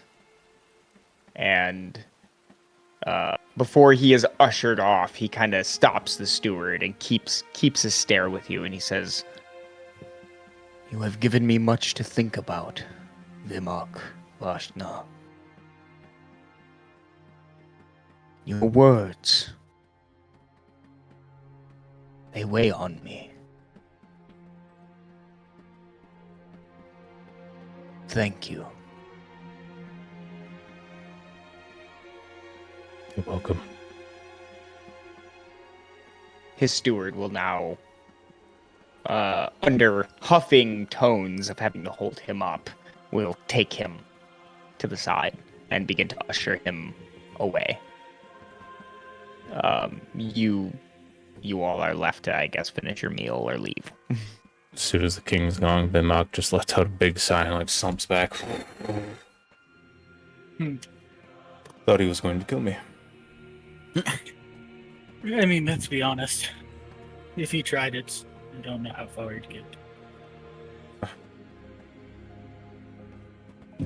Well.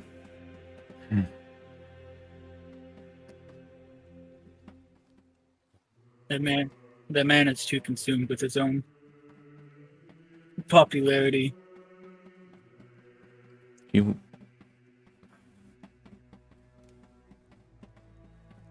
I think you'll see it. Hope that he will. Yeah. We can hope.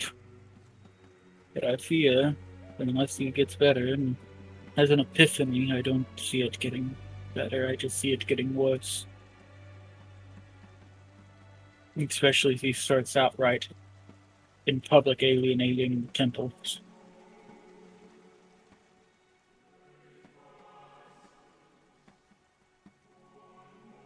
Only trust that he will do what he said.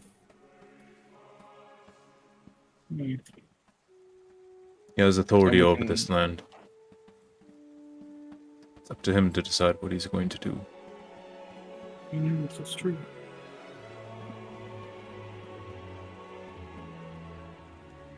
We should pray for him. We should. And we shall. Okay. The party says a quick prayer to the gods, to the Aethan. The ones who stayed.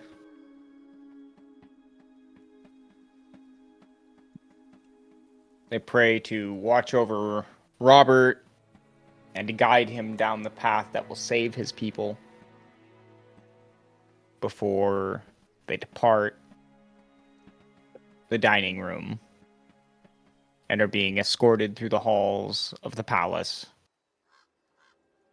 Where to? Back to your chambers? Do we fast forward the time to the point where you all are ready to leave? I mean, if we're... I would say just fast forward. Yeah, it seems like that point. Oh, well, okay. This is, I guess, up to you guys. Do we want to do the full meeting of the temple, or do we just want the synopsis? Because it's... I'd say a synopsis, because realistically it's just Okay. us going there being like, here's the people who can do it now, and then go. Really, that's exactly what it is. Yeah, it's... These 4 clerics are going to be brought forward. The Temple of the Tides, all of its higher clerics are present.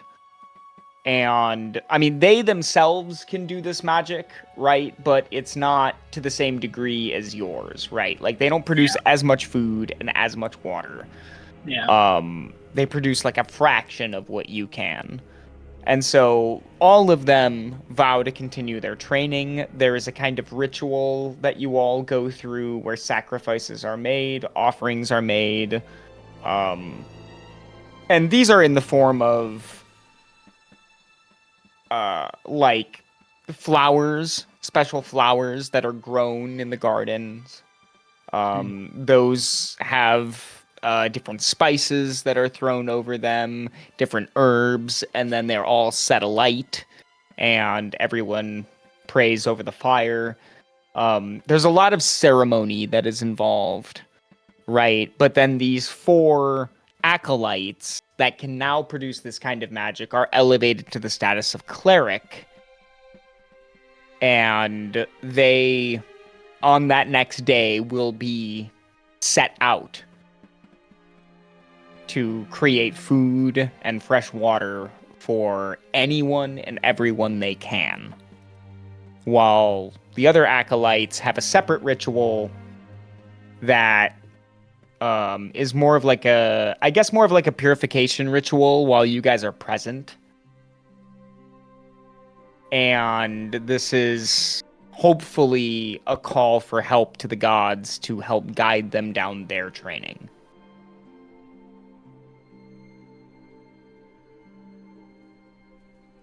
Yeah, let's go. Oh.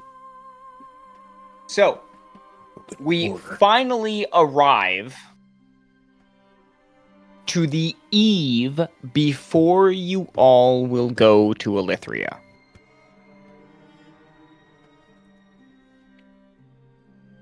Any last minute business that you all wish to discuss or roleplay happens now.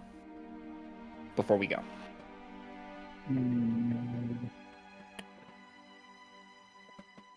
I would say if there's anything we wish to purchase, we might want to buy it here, after hearing there is civil unrest in Elithiria. I agree. But how... So are we going to Elithiria, and then from Elithiria we're making our way south? Are we going to Elithiria, coming back to Zrealashae, and then going south?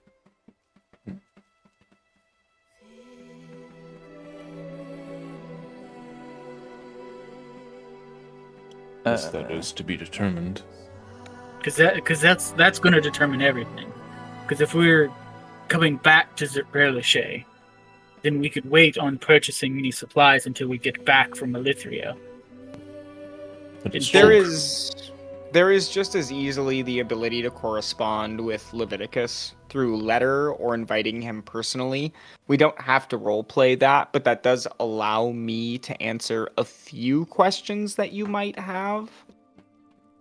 So keep that in mind. You can ask me a couple of questions here that might be a little out of character, but that would be because you've called Leviticus in. He's the one who's teleporting you, and he's the one who can answer questions like that. So if it is a question that can be answered by Leviticus, I will give you an answer. Okay. But then I guess we need to get him in the room then, while we talk about this. Sure. It's totally doable. It is the eve before. I mean, he would probably check on you guys and make sure that you guys are okay. Tell you don't eat 12 hours before you teleport. That often helps with the nausea that some people develop afterward. And, he's going to be instructing you anyways on a few things before teleporting, considering you've never done this before.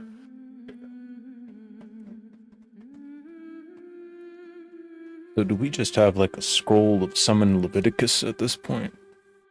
No, it's just, a circumstance, happenstance. He would be here probably giving you guys the rundown. Like, you can still drink water and everything, but don't eat food 12 hours beforehand. So, if it's this time, you can go ahead and eat now, but, don't eat anything else all through the night and well into the morning. So, like, he would be there giving you guys instruction anyway, so...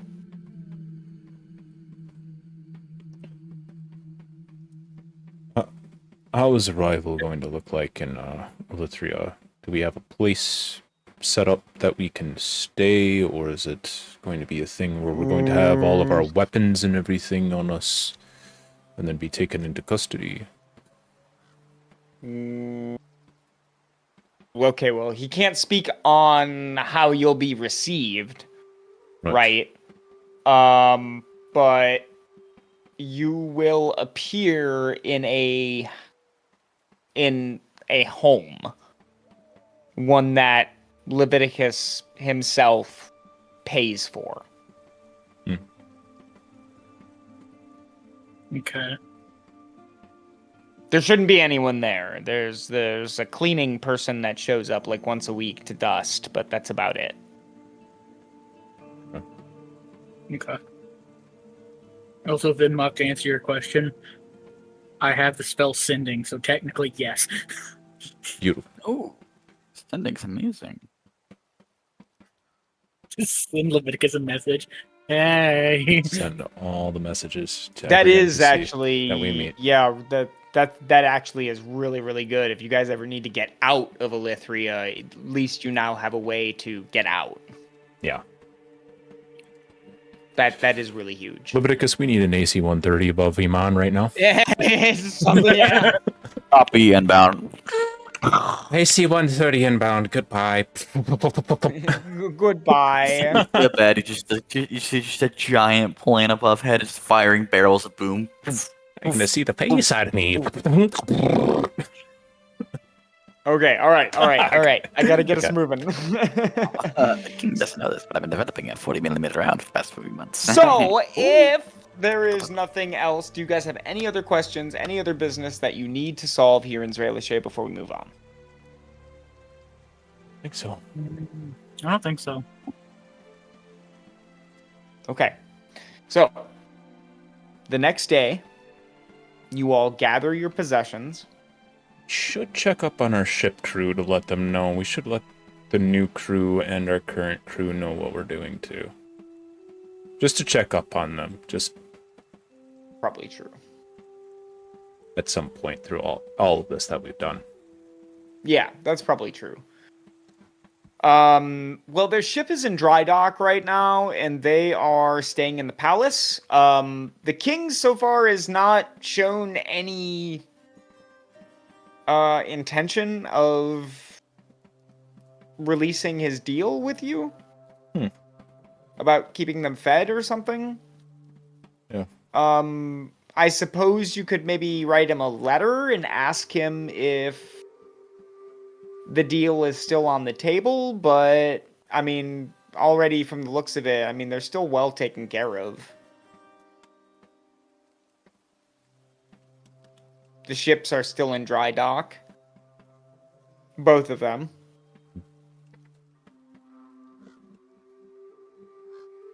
That's good. Well, we will only be gone like a week. I would say we won't be very, like, at maximum we'll be gone a week.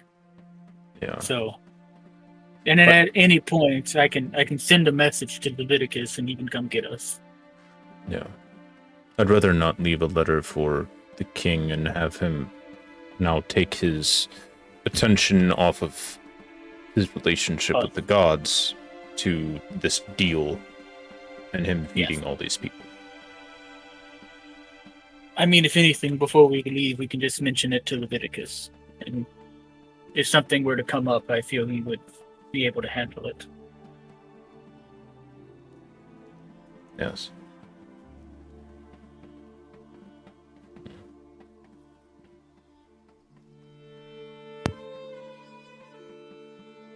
So I think we'll just leave it.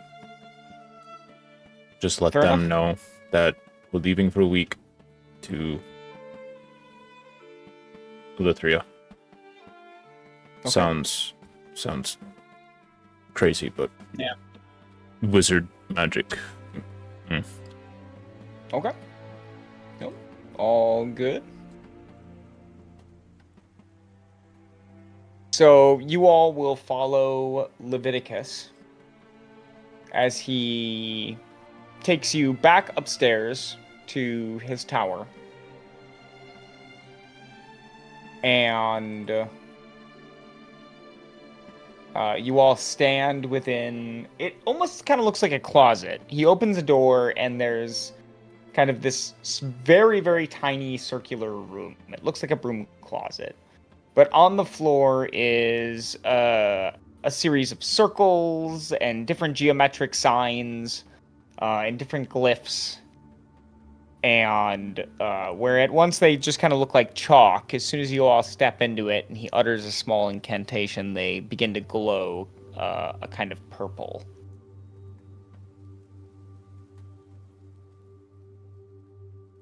And it'll be moments later before you all feel the ground leave your feet. And you get that dropping feeling. Kind of like if anyone's ever been on a roller coaster, you kind of know that feeling like when you drop. Yeah. And suddenly your feet catch the ground. And you appear in a one-room domicile, standing on a rug. And you can see little bits of smoke kind of coming out from underneath the rug, billowing on all of its sides. And the only light that comes in are slight streams of light, making it past boarded up windows with cloth embedded in the boards to block view. So it's very dimly lit in here. And you can see the dust floating around in the air.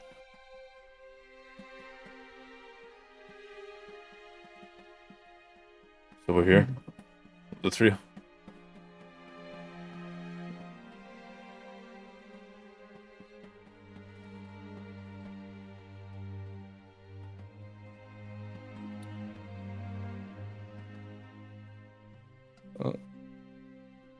Off to Elithiria. Hang on just a second here.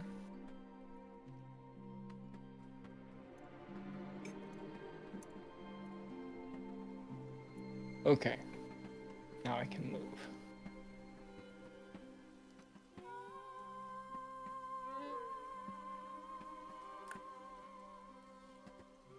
Oh, it's raining here too. No.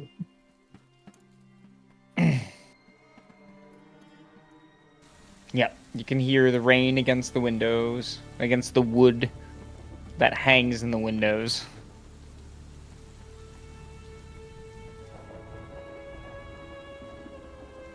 But you can also hear the sounds of city life outside. I have to remember what's around Elithria again.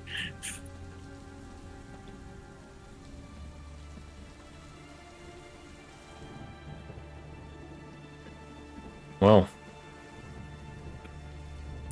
do we know where the temple would be? Imagine that would be a good place for us to start.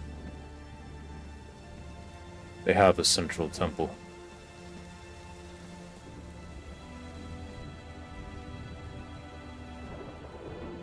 Got a question for me. I guess I'd be asking Leviticus. And everybody here. He's not with you. Oh, he just sent us. Yeah. Oh, okay. Send a message to him, being like, "Hey, where's this temple?"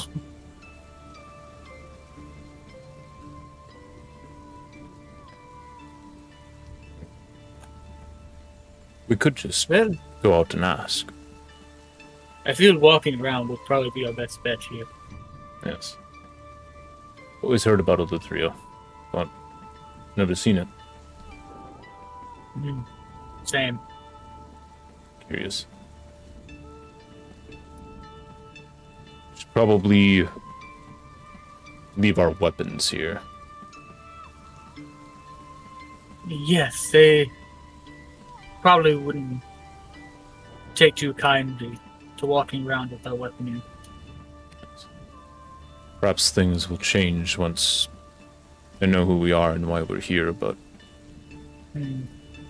right now, Maybe Maybe. it'd be best to just leave it. yes.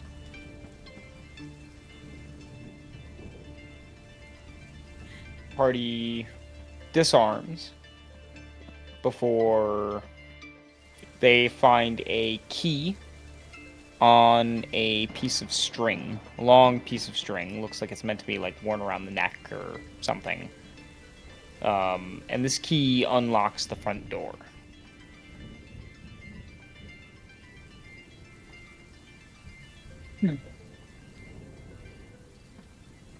Well, but on Leviticus for leaving the key, I guess. Yes. Well, it'd probably be useful for us to take this just so we don't get locked out. So I guess I'll put it around my neck, I guess. All right. So you unlock the door, put the key around your neck. As you guys step out into the street, the first thing that hits you is the smell. And it reeks. Like garbage. And sure enough, as you look around, there is trash littered all over the streets. And the streets, the buildings have been marked up with chalk, paint, ink, whatever anyone could get their hands on to mark up a building. There's different writing all over the walls. This isn't what I... And the people are... You can hear them, but you don't see very many. There are a couple of people that are around, but they are old. And they are sitting in, like, chairs or slowly moving up and down the street.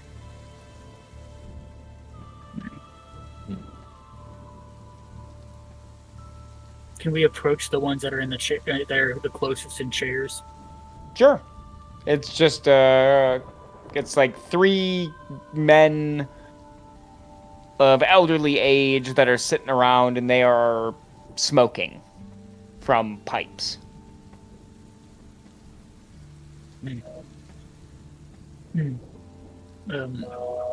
Excuse me, sirs. Yes?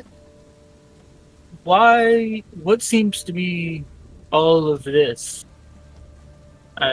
My friends and I are new to the area, and we're looking for the main temple in the city, but why are all the buildings marked like this? You say you're new? I'm surprised they let anyone in. Yeah, it's hard to see you, but Temple, Temple of Tymorias is in the forum. Everybody seems to be upset.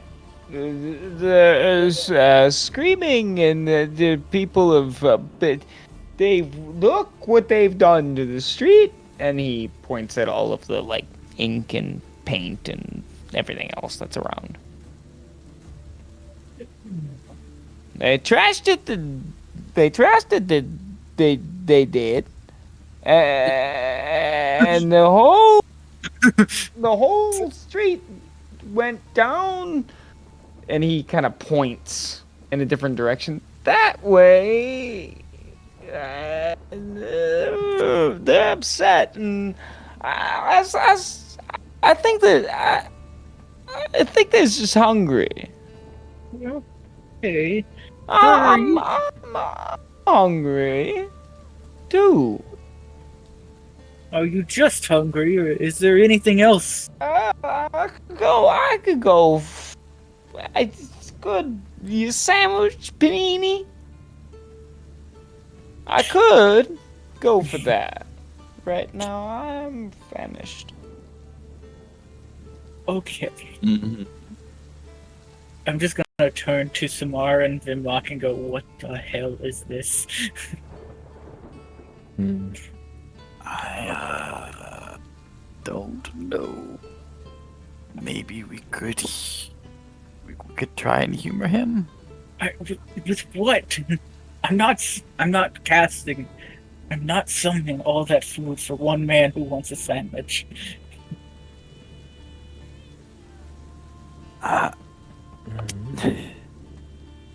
Sir, Mm. maybe I could make a sandwich. With what? Some of our rations. Our rations are I don't think we have bread. You say you got what?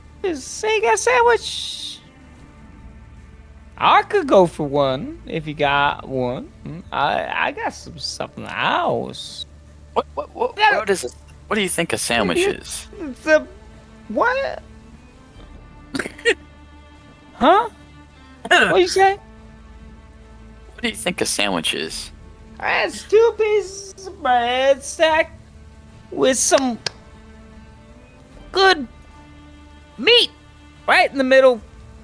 Sometimes with cheese. And you have the materials for this in your home. Side sitting on. I put it out and I just can't get up and go make one. It's whew. So has something happened to you? Oh yeah, something happened to me. I was in the war all the way north, where it gets cold. You see, I killed 28 men or something like that in that battle. 28 28 men in that battle. And I'd do it again, too. I was do an told. insight check on him. Yeah. Can we do an inside check? Sure. Is this man? Is this man Is this really? man fucking drunk? 18. He's just old. Oh, okay. Very old. Oh, okay. Yes, sir. You said if you've already made one, I'll go fetch it for you real quick. And then we'll head off to the temple. Stuff inside that's sitting on the counter. If you go way, you see it. It's, man. He just kind of sits back. Real. I'll just go inside. I'll grab the sandwich and come back. So you go inside. There's nothing on the counter. Not anything like what he described. Damn it. It's not. There's literally zero food inside that house. God damn it. Just gonna pull out one of my rations and just be like, I'm giving them this. Okay. So you come up to him, you go to give him the ration, right? It's like, like we discussed, it's kind of like tack, right? With, there's probably some kind of butter. Maybe. Mayhaps. If it's good. I mean, these are adventuring rations, so there'd be some kind of fat there. So there's also, like, protein sticks, right? Like dried meats. I just took 2 of the tacks, put a protein stick in the middle, and just went, here's your sandwich. Sure. You hand him that, and he takes it, and he kind of sticks it into his mouth, and goes to bite it, and can't, and kind of sucks on it a bit, and I mean, he'll just kind of sit there and do that. All right.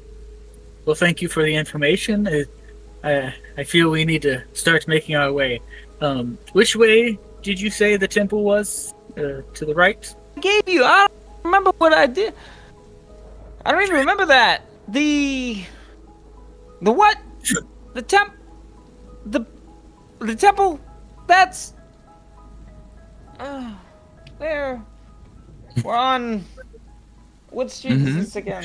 Oh no, I know. So go down this way. Go right. Mm-hmm. Okay. Yep. Follow that road until 2, 3, 4 down 4 streets, and then take a left and follow that all the way up, all the way. And you'll find the big market, and on that in there is the Temple of Tymorias. Okay. Thank you. Oh, You you're best head welcome. off. You're welcome. Why are you thanking me? Ooh. This sandwich is good. It's a little tough though. Tough. I think the bread dried. It was sitting out for a while. Yes, you left it out for a while, so kind of a Okay. little tough. Just gonna start edging away, just kind of going, yeah, and then leave. Yeah, he pays no mind. I'll ask him for do you live alone or someone take care of you? No, I got my boy, my son. He's he's part of them. There's upset. And there's way over there. If you go, if you don't do what I told you to do, and you keep going instead of taking that right, that left, and then keep going. There's a lot of really, really angry people down that way, and there's talking about. I don't know what they was talking about, but they're really angry people. My son's down there right now. He ain't gonna be home till later on. That's what he's been doing for a while now. He's been doing that for a good while now, about a week.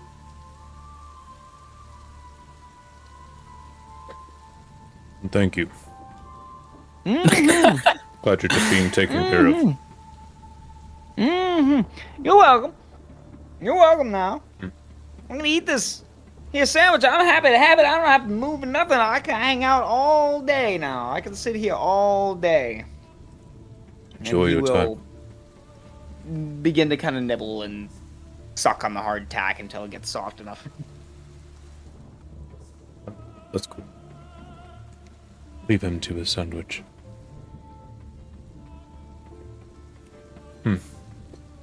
Bunch of upset people.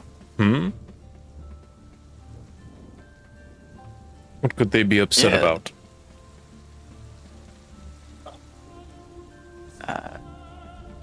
Surely not the rain. A lot, it seems. What drive them to destroy the... Well, not destroy, but... do this to their own homes. Well, as we've learned, desperation, hunger, everything that's happening right now, the civil unrest on top of it, there's a lot going wrong. This place, unlike King Robert's kingdom, has a mix-up happening at the top. They don't have a solidified leader. They have someone challenging for that. And the people are uneasy. At least with King Robert, in some areas where he might be a little lacking, is at least a unified ruler. These people, already going through so much hardship, are now facing a crisis where not even their leaders are solidified on issues.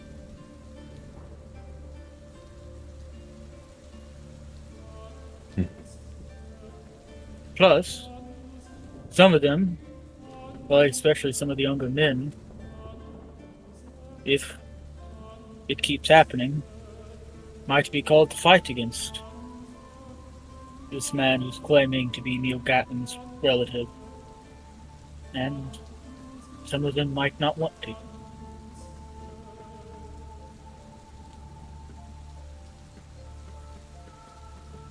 But I feel it's best. I feel it's best we go to the temple. Hopefully, they will have a better understanding of whatever's happened. Should see what they are doing and... well... honestly... begin the training. Yes. The quicker we start instilling the training, the quicker that some of these clerics can be made, the quicker that the issue of food and water can be at least relieved a little.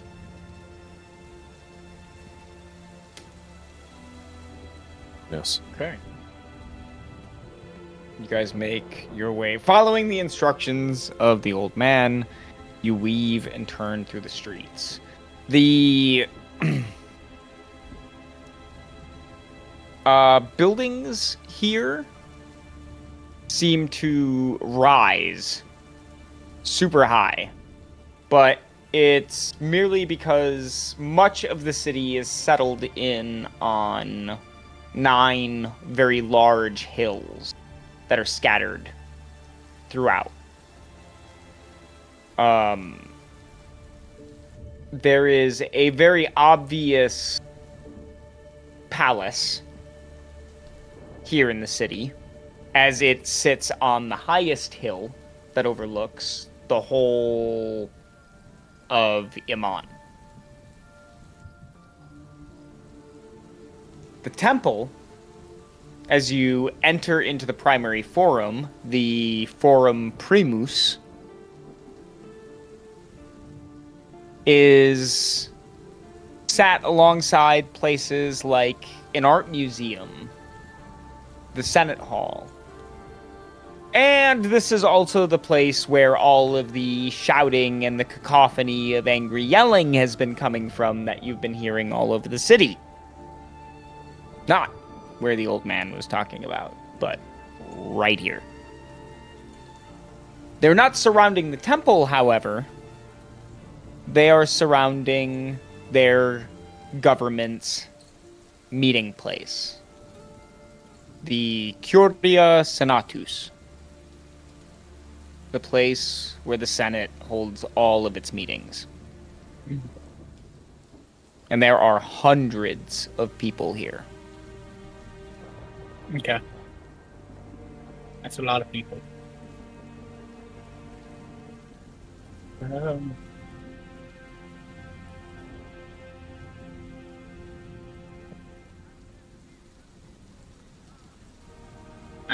You said they weren't surrounding the temple at all? No, they're not like actively like shaking their fists and screaming at the temple. They're doing that at the Senate House. The temple is on the other side of the forum. Now, there are people that are in the back of this entire gathering, and they are close to the temple, but they're not surrounding it. Okay. I mean, I guess if that's the case, then I'd say, personally, our best thing would be to go around the back to get to the temple, and then if we want to talk to them, talk to the ones that are right next to the temple.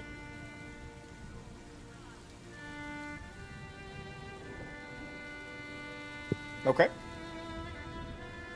But Sounds good. Oh, that sounds like a good plan. Oh, yes. It's a great plan. Okay. So the party begins to move their way around the gathering in the forum, moving between columns that hold up what is called a peristyle, which is kind of an exterior walkway that is roofed and has a bunch of columns going along it. Do you know what I'm talking about? Yeah. Okay, great. So you all kind of enter this like peristyle, and it makes like a U shape, and you kind of follow it to the whole other side of the forum until you are standing in front of the temple. Now, again, the back crowd to this huge gathering is here, but they're not facing the temple. They're looking towards the Senate House.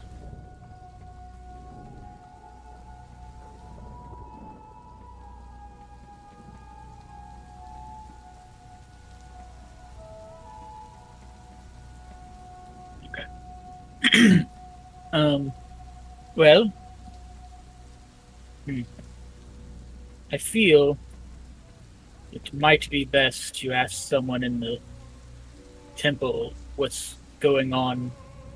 I feel if we ask any of these people out here, we're going to get a heated reaction. And maybe something that we don't want currently. Yes. Crowd like this they're riled up in an emotion. They are in an emotional state. Yes. And any wrong phrasing or wording can set them off.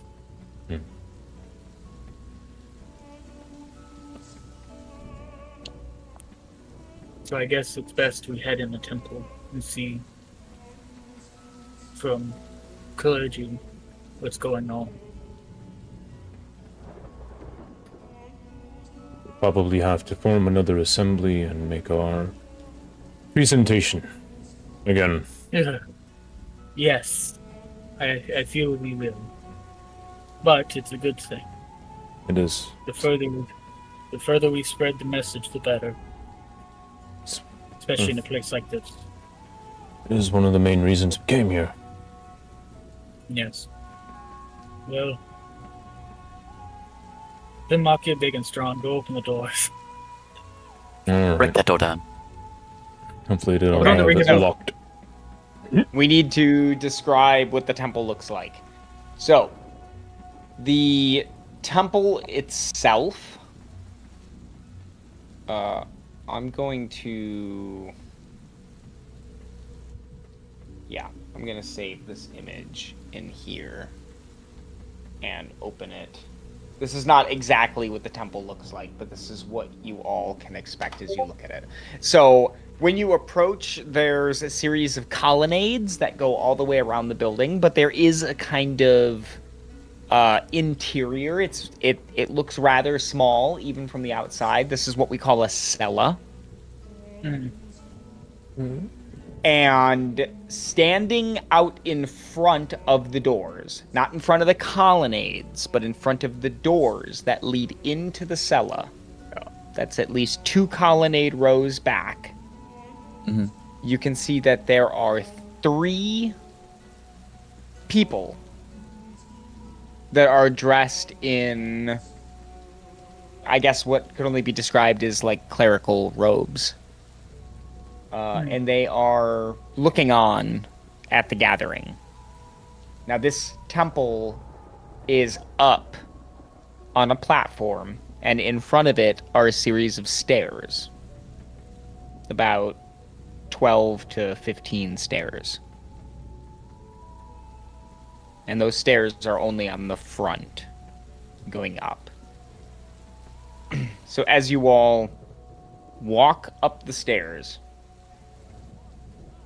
onto the platform that has the temple, these 3 clerics will step forward. And as you do, they one of them in the middle kind of holds up his hand, and he says, the temple is not accepting offerings today due to the gathering. I'm sorry, I don't want to, but I have to turn you away. Come under the will of the gods. We are the Dawnhammer. We're here based off of a prophecy that we're hoping to get a little more light.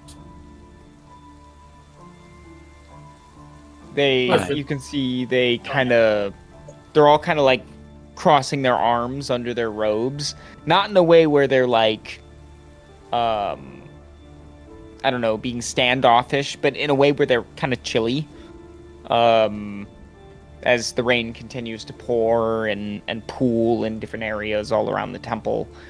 And they say, a prophecy linked to the rain.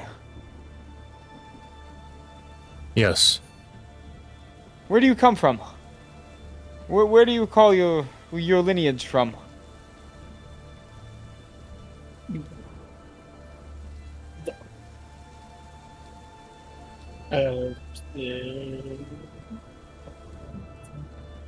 We are from different places, but we were called to Thessalonia.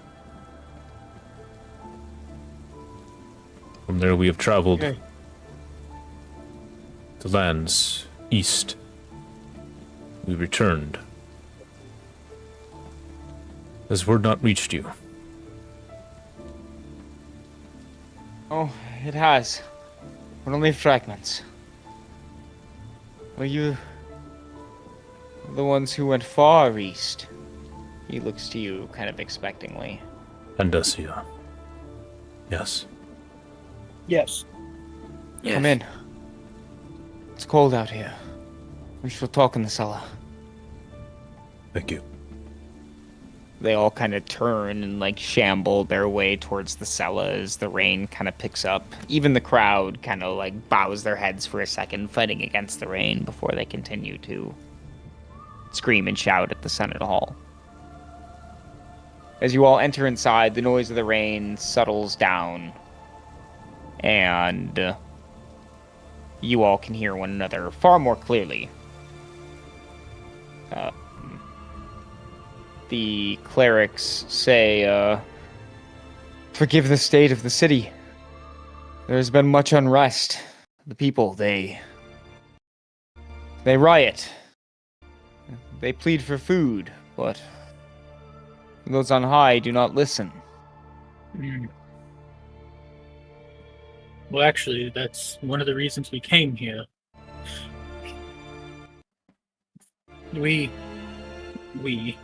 I, as a fellow cleric, have a spell that may help with the problem with food. We just came from. Oh, god damn it. City, god damn it, what's the name of it? You can say Akaria, that's the kingdom. Okay, well, I didn't remember Akari either. I didn't remember any of it. Okay. We just came from Akaria, where we helped with a similar problem, and 4 members of their capital city's clergy learned to spell. You speak of a spell, a blessed food and water bestowed by the gods. We too have that power. We cannot use it. Why can't you? The Senate has decreed that no magic is to be used within the city to solve its problems. You must understand, if you come from the east, there are things that will be different here. The Senate holds sway. They must be seen in a good light at this time. If we go giving food and water, that is not of their glory. Is that what they call good light? The hundreds of people. It is what they call it. They call it what they will, and they will what they deem. Our hands are tied. When the people grow restless, all we can do is watch on. I have a feeling that if it goes on for much longer, those out there will start either trying to storm the Senate or, if what we've heard is correct, try and have some more appreciative feelings for the man who claims to be a relative of Neal Gatton. Yes. He's an upstart, for sure, but right now, the city is tenuous. He comes back with spoils from the north, a heavy waged war, many new conquered lands, 57 tribes, if I'm to be told the truth.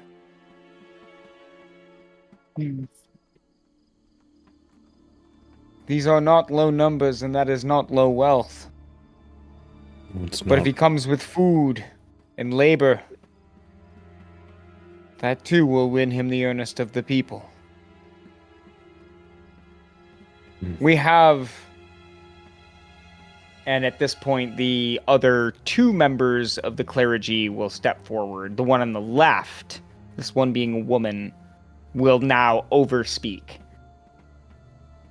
and say, we have, and she kind of glares at him, at our disposal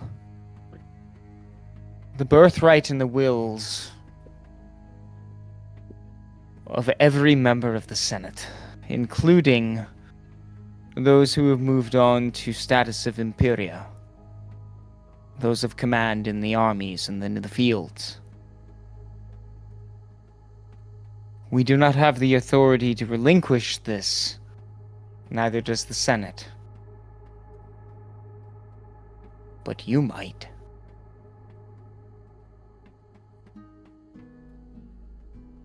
Apologies, but you've lost me in what you're saying.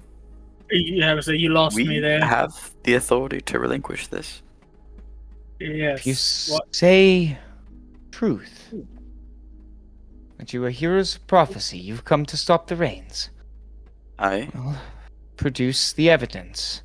And if you are of the gods, then our ceremony is dictated by the gods. We are sworn an oath of secrecy, never to release these documents until the death of those whose name is on it. However, if the gods directly intervene, we no longer have authority. You do. So, evidence, if you don't mind. pull the tube forward. Be best if we have a good place to examine this. There You is have a none table. better than the inner cellar. Good. They take you into there are 3 doors in here.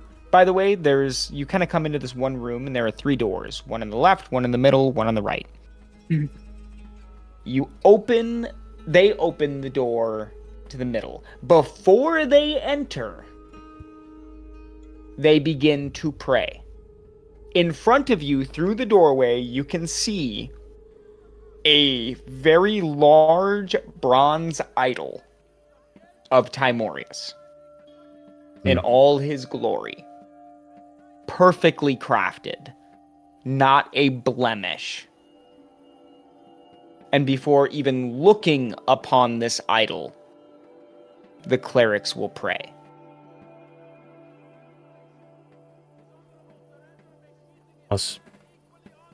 I'll start doing the same. Just my legions, specifically with Tymorias. Okay.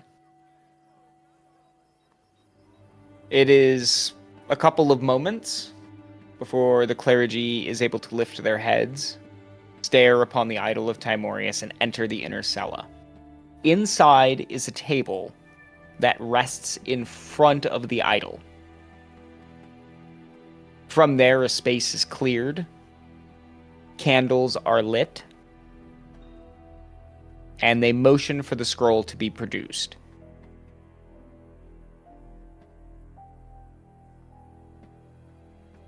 From here, things will get a little strange. As when they go to read it, they see old Elithrian. Oh.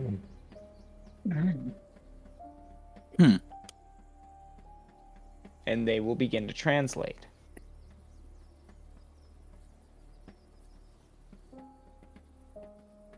So they see it in a different language?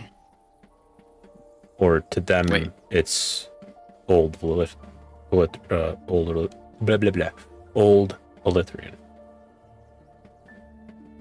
Is celestial language Old Elithrian?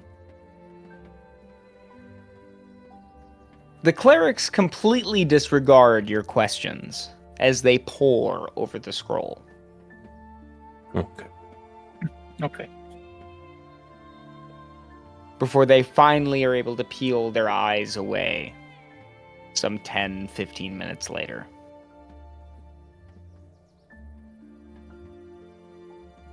This scroll. Where did you happen upon it?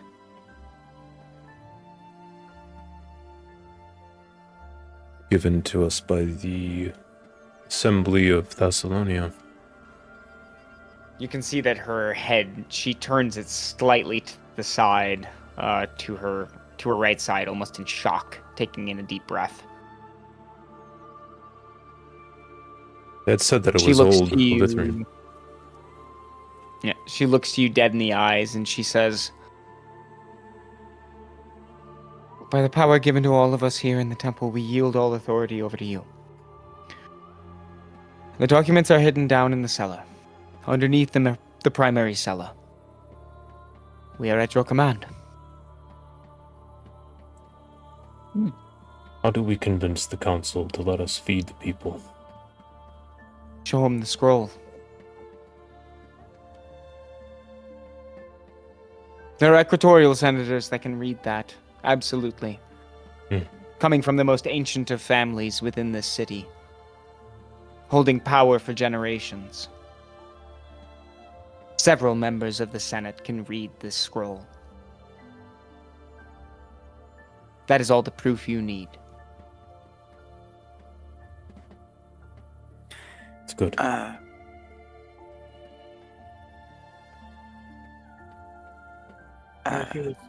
That's For your first question, or at least your first point that you brought up. Gatton in the north. His documents are in the cellar. It is of your authority what happens next. But that information within that scroll will confirm whether or not he is who he says he is. However, I will tell you that he does bear the name Gationus, which is awfully familiar.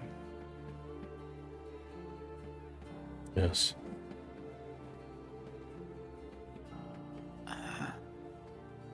May I ask you a question real quick? You may do as you please. All authority is yielded to you three. We are your servants. I'm gonna point down to the scroll. Can you read this word out to me? They look down.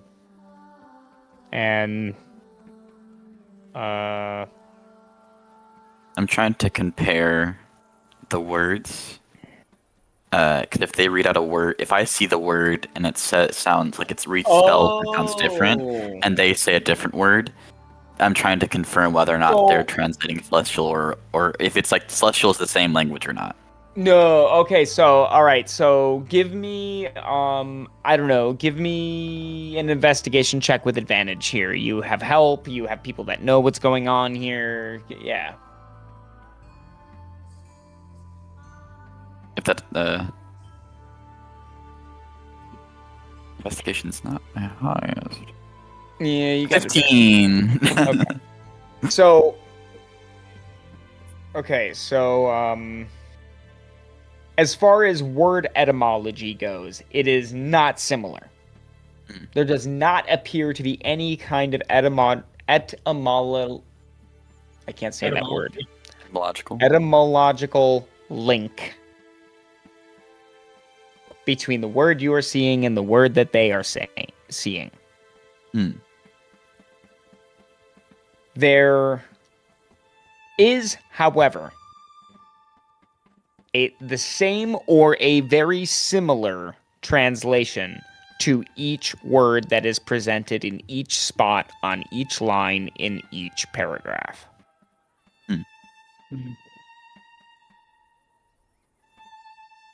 You do notice one thing in this, though, however. When you go to point to chapter 3, which technically you cannot read, but you can see, they cannot see and therefore cannot read. It is blank.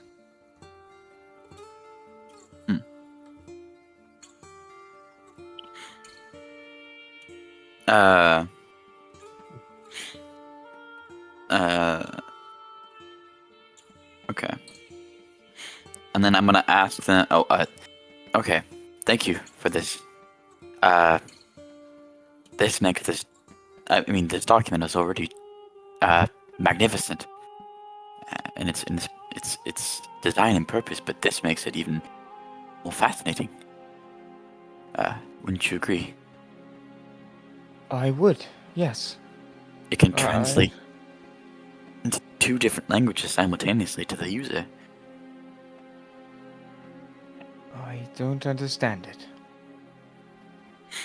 But I also don't understand you. Neither What do do we. you mean you read celestial, the language of the gods? Yes, this was confirmed in at the religious assembly in Zrealashae. At first, we didn't know that it was celestial. We just thought it was a language that most people couldn't read. But it was confirmed by the clerics there that it was in fact the language of the gods. How can you read it? We believe it is because I am an Asmar.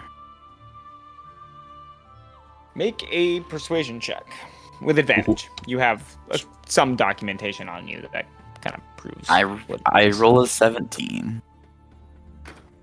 At this point, the 3 clerics will drop to their knees, and they will pray again. Only this time it looks more like worship directly to you. as you are, what they are repeating over and over again, thank you to the living incarnate and will of the gods. Thank you for blessing our city with this great gift once more. Guide them down the proper path. Yada, yada, yada, yada, yada. Over and over and over again, they go on and on and on. As you read chapter, as you read chapter 2, we made the conclusion, and as much as these did as well, that this prophecy leads us on to hell as our next place to find the next shot of creation. Indeed, it would seem that way, O Holy One. The hell, it is only told as myth and legend. But in our books, our texts on Tymorias, which we can offer, it does speak more on such place. This way. And they begin to lead you back out of the primary cella and into the opening cella, where several different shelves and chests are placed.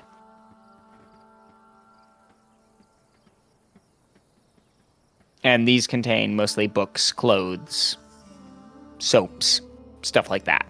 Personal effects. But books being a big one. Where...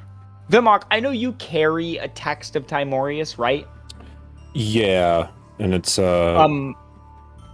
got like a little insert of like some stuff from Neal's journal. Okay. So yours is not exactly the same thing that you are going to find being pulled off the shelf and being pressed into Samara's hands right now. Oh. This is like a more full version. This is like a full text of what you have. So like, if you can think of this in the modern terms, right? Like, they have the Holy Bible as you are only holding on to the New Testament. Oh. Gonna look over at like, look back to him. Is that all of it? Yes, O Chosen One. This is the entire text. I see you only hold on to the second half. First half is very hard to find in the North these days. This holy book is a gift then to you, O Chosen One. Please, once you are done looking at it, add it to your own personal collection. May it arm you with knowledge and wisdom. They bow deeply. This is a great gift. It's all. The book itself is extravagant. The cover, think of those old medieval tomes that are in museums. Yeah. I've actually got a Catholic Bible that's kind of tricked out. So it's real fancy. Nice. Yeah, think of that.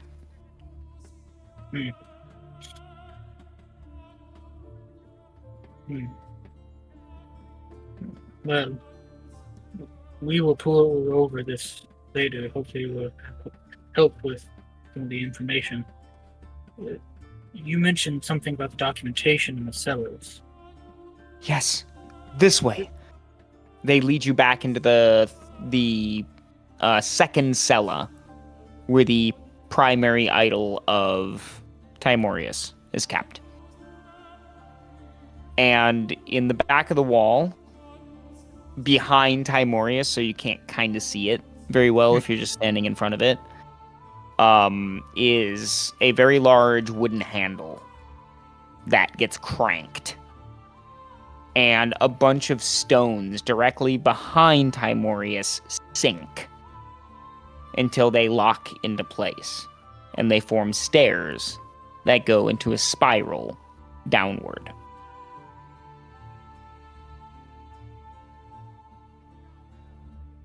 They lead you down lighting torches for everyone as you go. And you enter what kind of feels like an exceptionally cramped space with one primary aisle and a bunch of aisles that break off from that one primary. And down these aisles are rows and rows and rows of text, right? Scrolls, actual books, some of them kept or bound by, a simple twine, others in an actual case.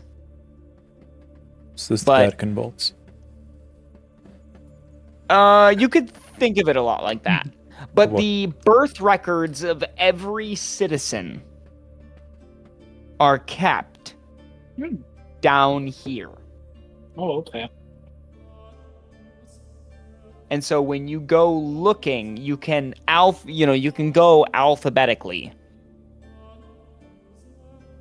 and find exactly the record you're looking for.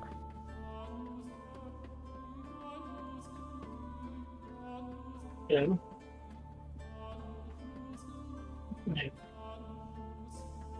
I guess we should Guess go. we find the G's. Yeah. All the way to Gatton. Make an investigation check. Someone in the party with advantage. Gatton. Does someone have a better investigation than +2? I got a +3. Hey, look at Mr. Smarty Pants over here. This man went to investigation school over here. Look at this guy over here. Investigation. This Look guy at went to the him. fucking detective academy Look over at here. Keep it, take it down a bit. All right. less So you can. All right. So 21.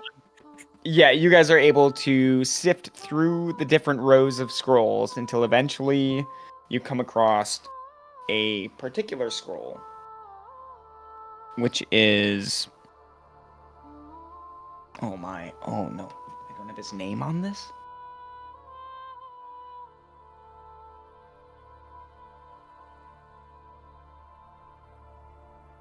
Okay, I don't have his primary name right now. Wow, I can't believe that. I thought I had it in here. It's in a different notebook. Okay, so you find General Gatton's birth documents. Now, there is a wax seal on the documents. The seal looks old. It has never been opened. Not since it was placed.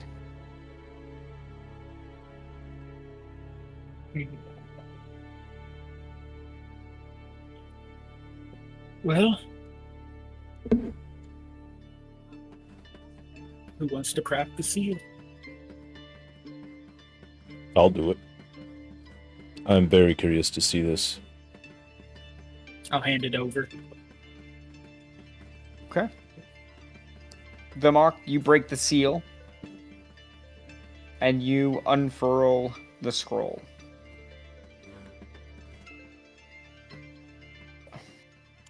And it's blank. Can't read this. It's a gnomish. No, it is definitely not blank. I'm going over my notes on this right now. I have it. There's a black hand in the middle of the page with "we know" underneath. No. No, it just says Viva la France. Okay. So, as you look over the documents, you can see that there is a... It's not a tree in the sense that you would think of, like where you have a name over here and a name over here. It's written out one after the other, after the other, after the other. So, Vimok, think the Holy Bible, right? First part of Matthew. Yep. Okay. So, it's this person comes from this person comes from this person. But where it starts is the only part of this that you need to see. Which is Neal Gatton and Princess Sororia of Denlock. 873. Negative 873. It's true. The last living vestige of a kingdom consumed by the Embershard Kingdom during the Necrophage.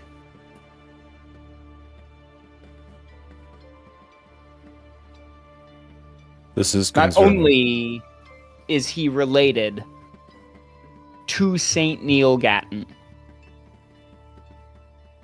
but he is son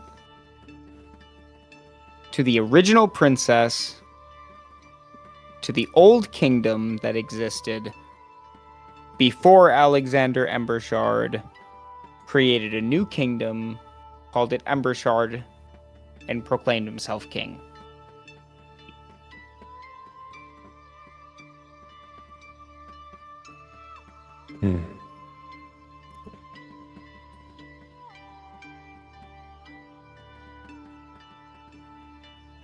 Well, I recognize this woman's name.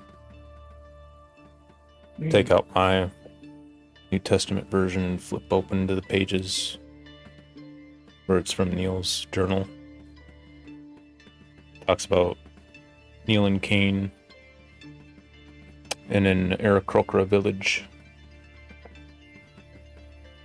where they had met the remnant of the Ember, or the old kingdom before Embershard. Mentions the princess, that they were protecting her, but also just working with her through the journey that they were going through.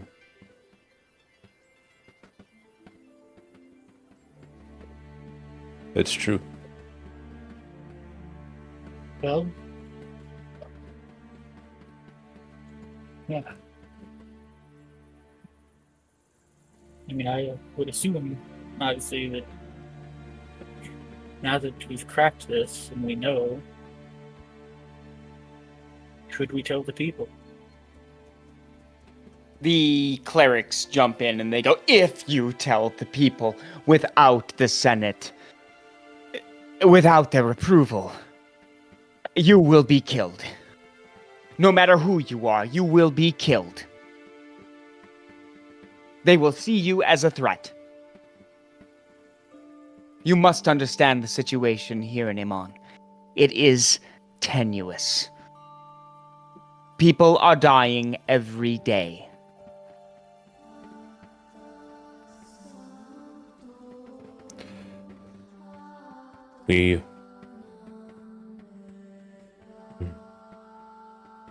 I don't know how to say it other than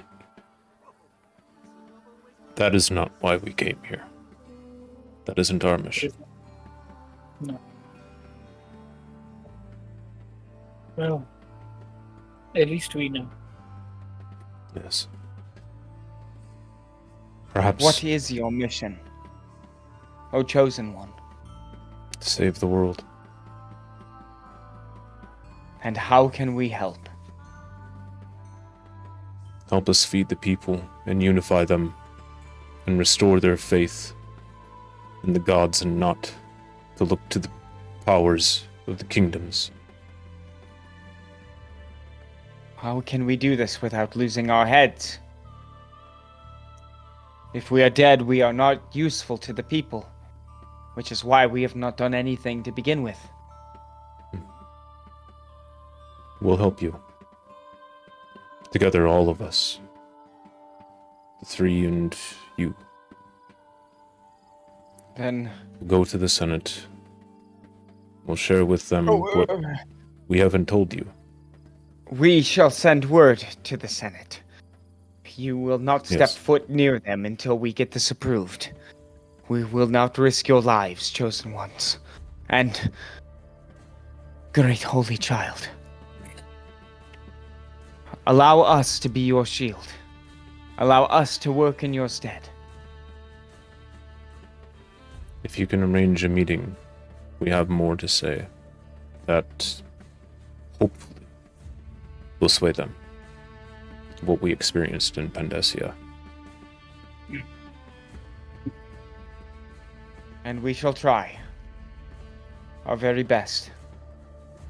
You are, of course, in charge of this place. However you see fit. We will leave one of ours behind, but 2 of us will go. And we shall speak with the Senate. Immediately. Thank you. That'd be appreciated. Thanks. Without another word, they rush off. And the original cleric that you were left talking to is left here. And he just kind of looks around like, okay, I guess it's me. Hello. Well, I guess we should start looking at the full version of this text. Yes. See what information it can garner us about the prospects of hell. Aye. I'm I curious. Roll feel as- a religion check with advantage. The cleric is here. He knows the text. He can explain Oh, some holy things that child. might be a bit confusing. We already know it's going to be Melric. Or maybe What do you Samara. mean it's Maybe gonna be Samara with me? this. I would say it's not me. I got a +0. Oh, you got a +0. Oh, Oh yeah. You need For intelligence for religion? that. Yeah. you got a +1. Yeah, mine's a +5. Hey, Bro, I I don't have need Ethan Boone. intelligence. Hey. Hey! Eee. I may have specced a lot into intelligence and wisdom. And charisma. It's a good thing you did. Yeah. I'm covering all of all the intel, wisdom, charisma base. I am incredibly weak. I have I have a -1 to strength. We That's meet what Denmark a and I southern for. bear. I got this. Yes. I rolled an 18. They have an advantage. Yes. Yes. We're gonna go with the Ooh, first you rolled an roll. 18. Hey, yeah. So, 18 is better than a 1. okay, so what you can glean after maybe an hour of study through this text is taken from the... It's more of a telling of what will happen more than what has happened. But the cleric tells you this prophecy is talking about Neal. And so it already has happened.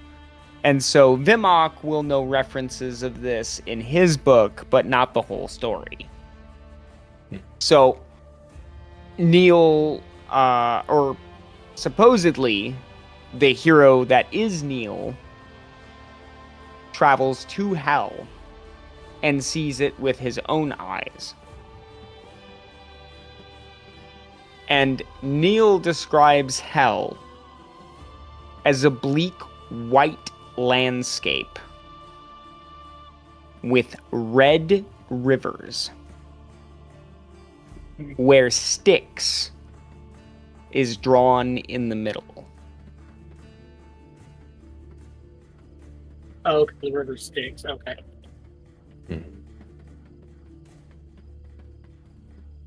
It is through this vein that Neal himself enters hell, but only through Tartarus.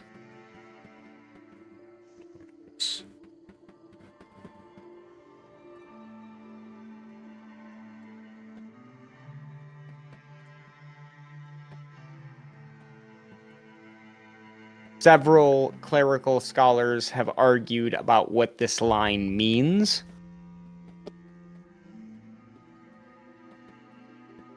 But most clerics agree that the description of Tartarus is a mountain range.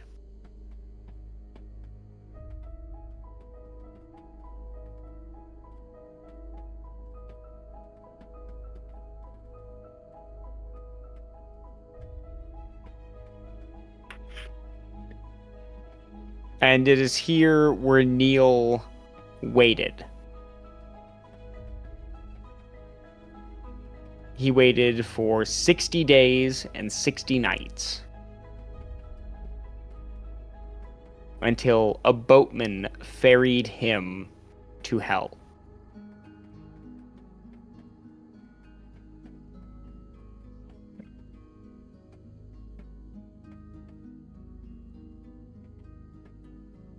We got that? Yep. Yeah. Okay. Why did he go to hell?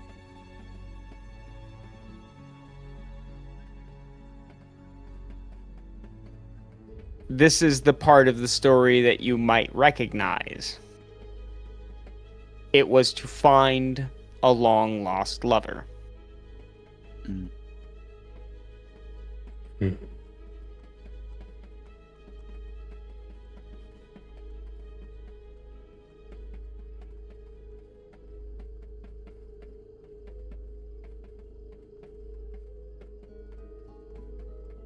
Who was the long lost lover? The same exact Princess. name that Neal references. The princess. Sororia. Why was she in hell? They had a child Question? out of wedlock. Yeah, it's true.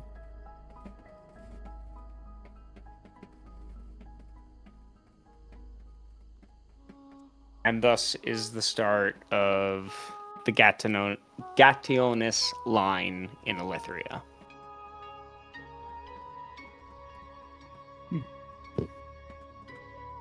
Neat.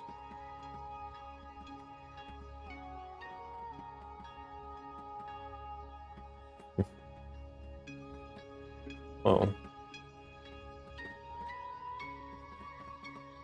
maybe we need to go talk to him. Is there any? Has anyone been able to find this mountain range that could be Tartarus? Well, there's the most obvious guess, which is the Tartarus mountain ranges outside of Embershard, Old Denlock, but That's too obvious. far too obvious. And we've searched the mountain range. Not us, but several different members of the local clergy have searched the mountains for centuries. They've never found a thing. Has what is the source of the name for Tartarus Mountains? Is it just that they suspect that they're the Tartarus Mountains, or is it some other? Well, there's a vicious storm that happens on a constant basis around the mountain. Mm-hmm. One of cold and snow. Mm. I've never ventured there, so I cannot speak of experience, O Holy One. But it is documented in several different texts. Perhaps we have several here. I know we have at least one.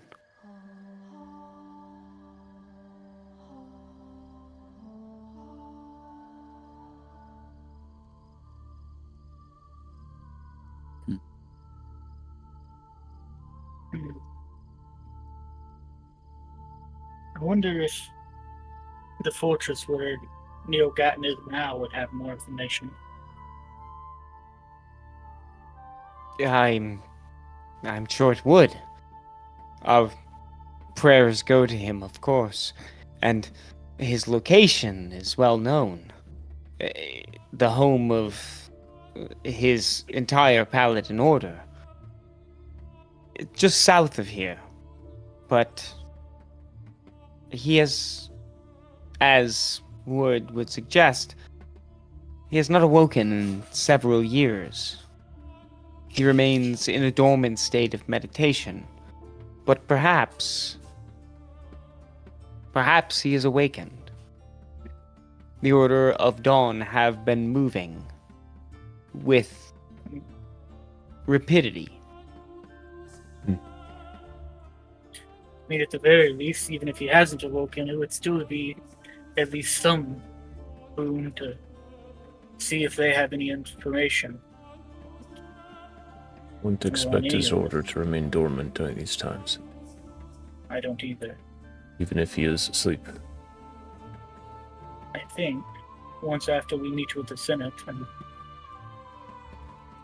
assist this temple in starting to help feed the citizens, it might be in a good interest to look at going to the fortress. I agree. I agree. I cannot argue with your decision, O Chosen Ones. I will support whatever you decide.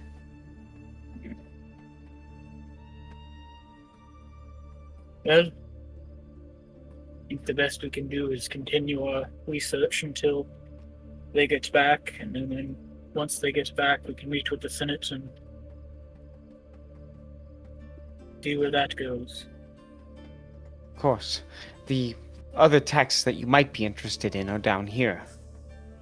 And he begins to lead the party down different aisles, producing different texts that might relate to what it is they're doing. And I think from here we will close out this evening's session. I would like to have a little bit of time to prepare the Senate meeting. Yeah. So,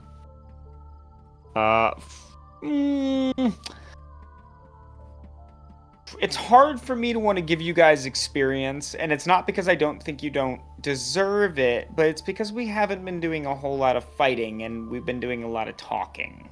Mm-hmm. Well, that's where going south to the fortress comes in.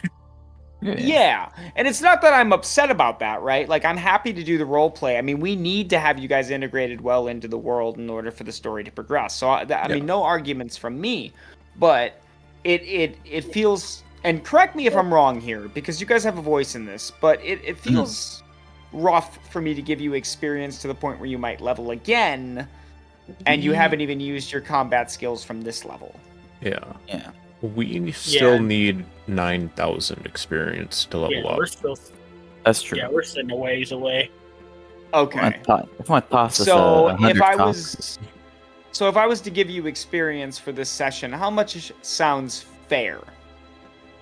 For everything you've done, healing the woman, getting the ring, making your way here to Elithiria, talking to the clerics.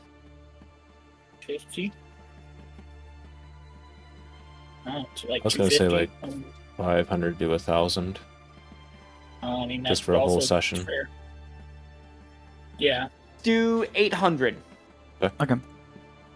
We did also Do get the 800 200 from the recap, so Okay, That's yeah, true. so That's true. So we that's could good. do total. Yeah. Total of 1,000. That's Yeah. good. All right. Cool. Yeah. So, without further ado, then, I think as far as our audience, we'll go ahead and end here. Thanks, everyone, for watching. We appreciate you. And we will be a few weeks past until we bring something forward again, but we'll be around. Yes. That's all.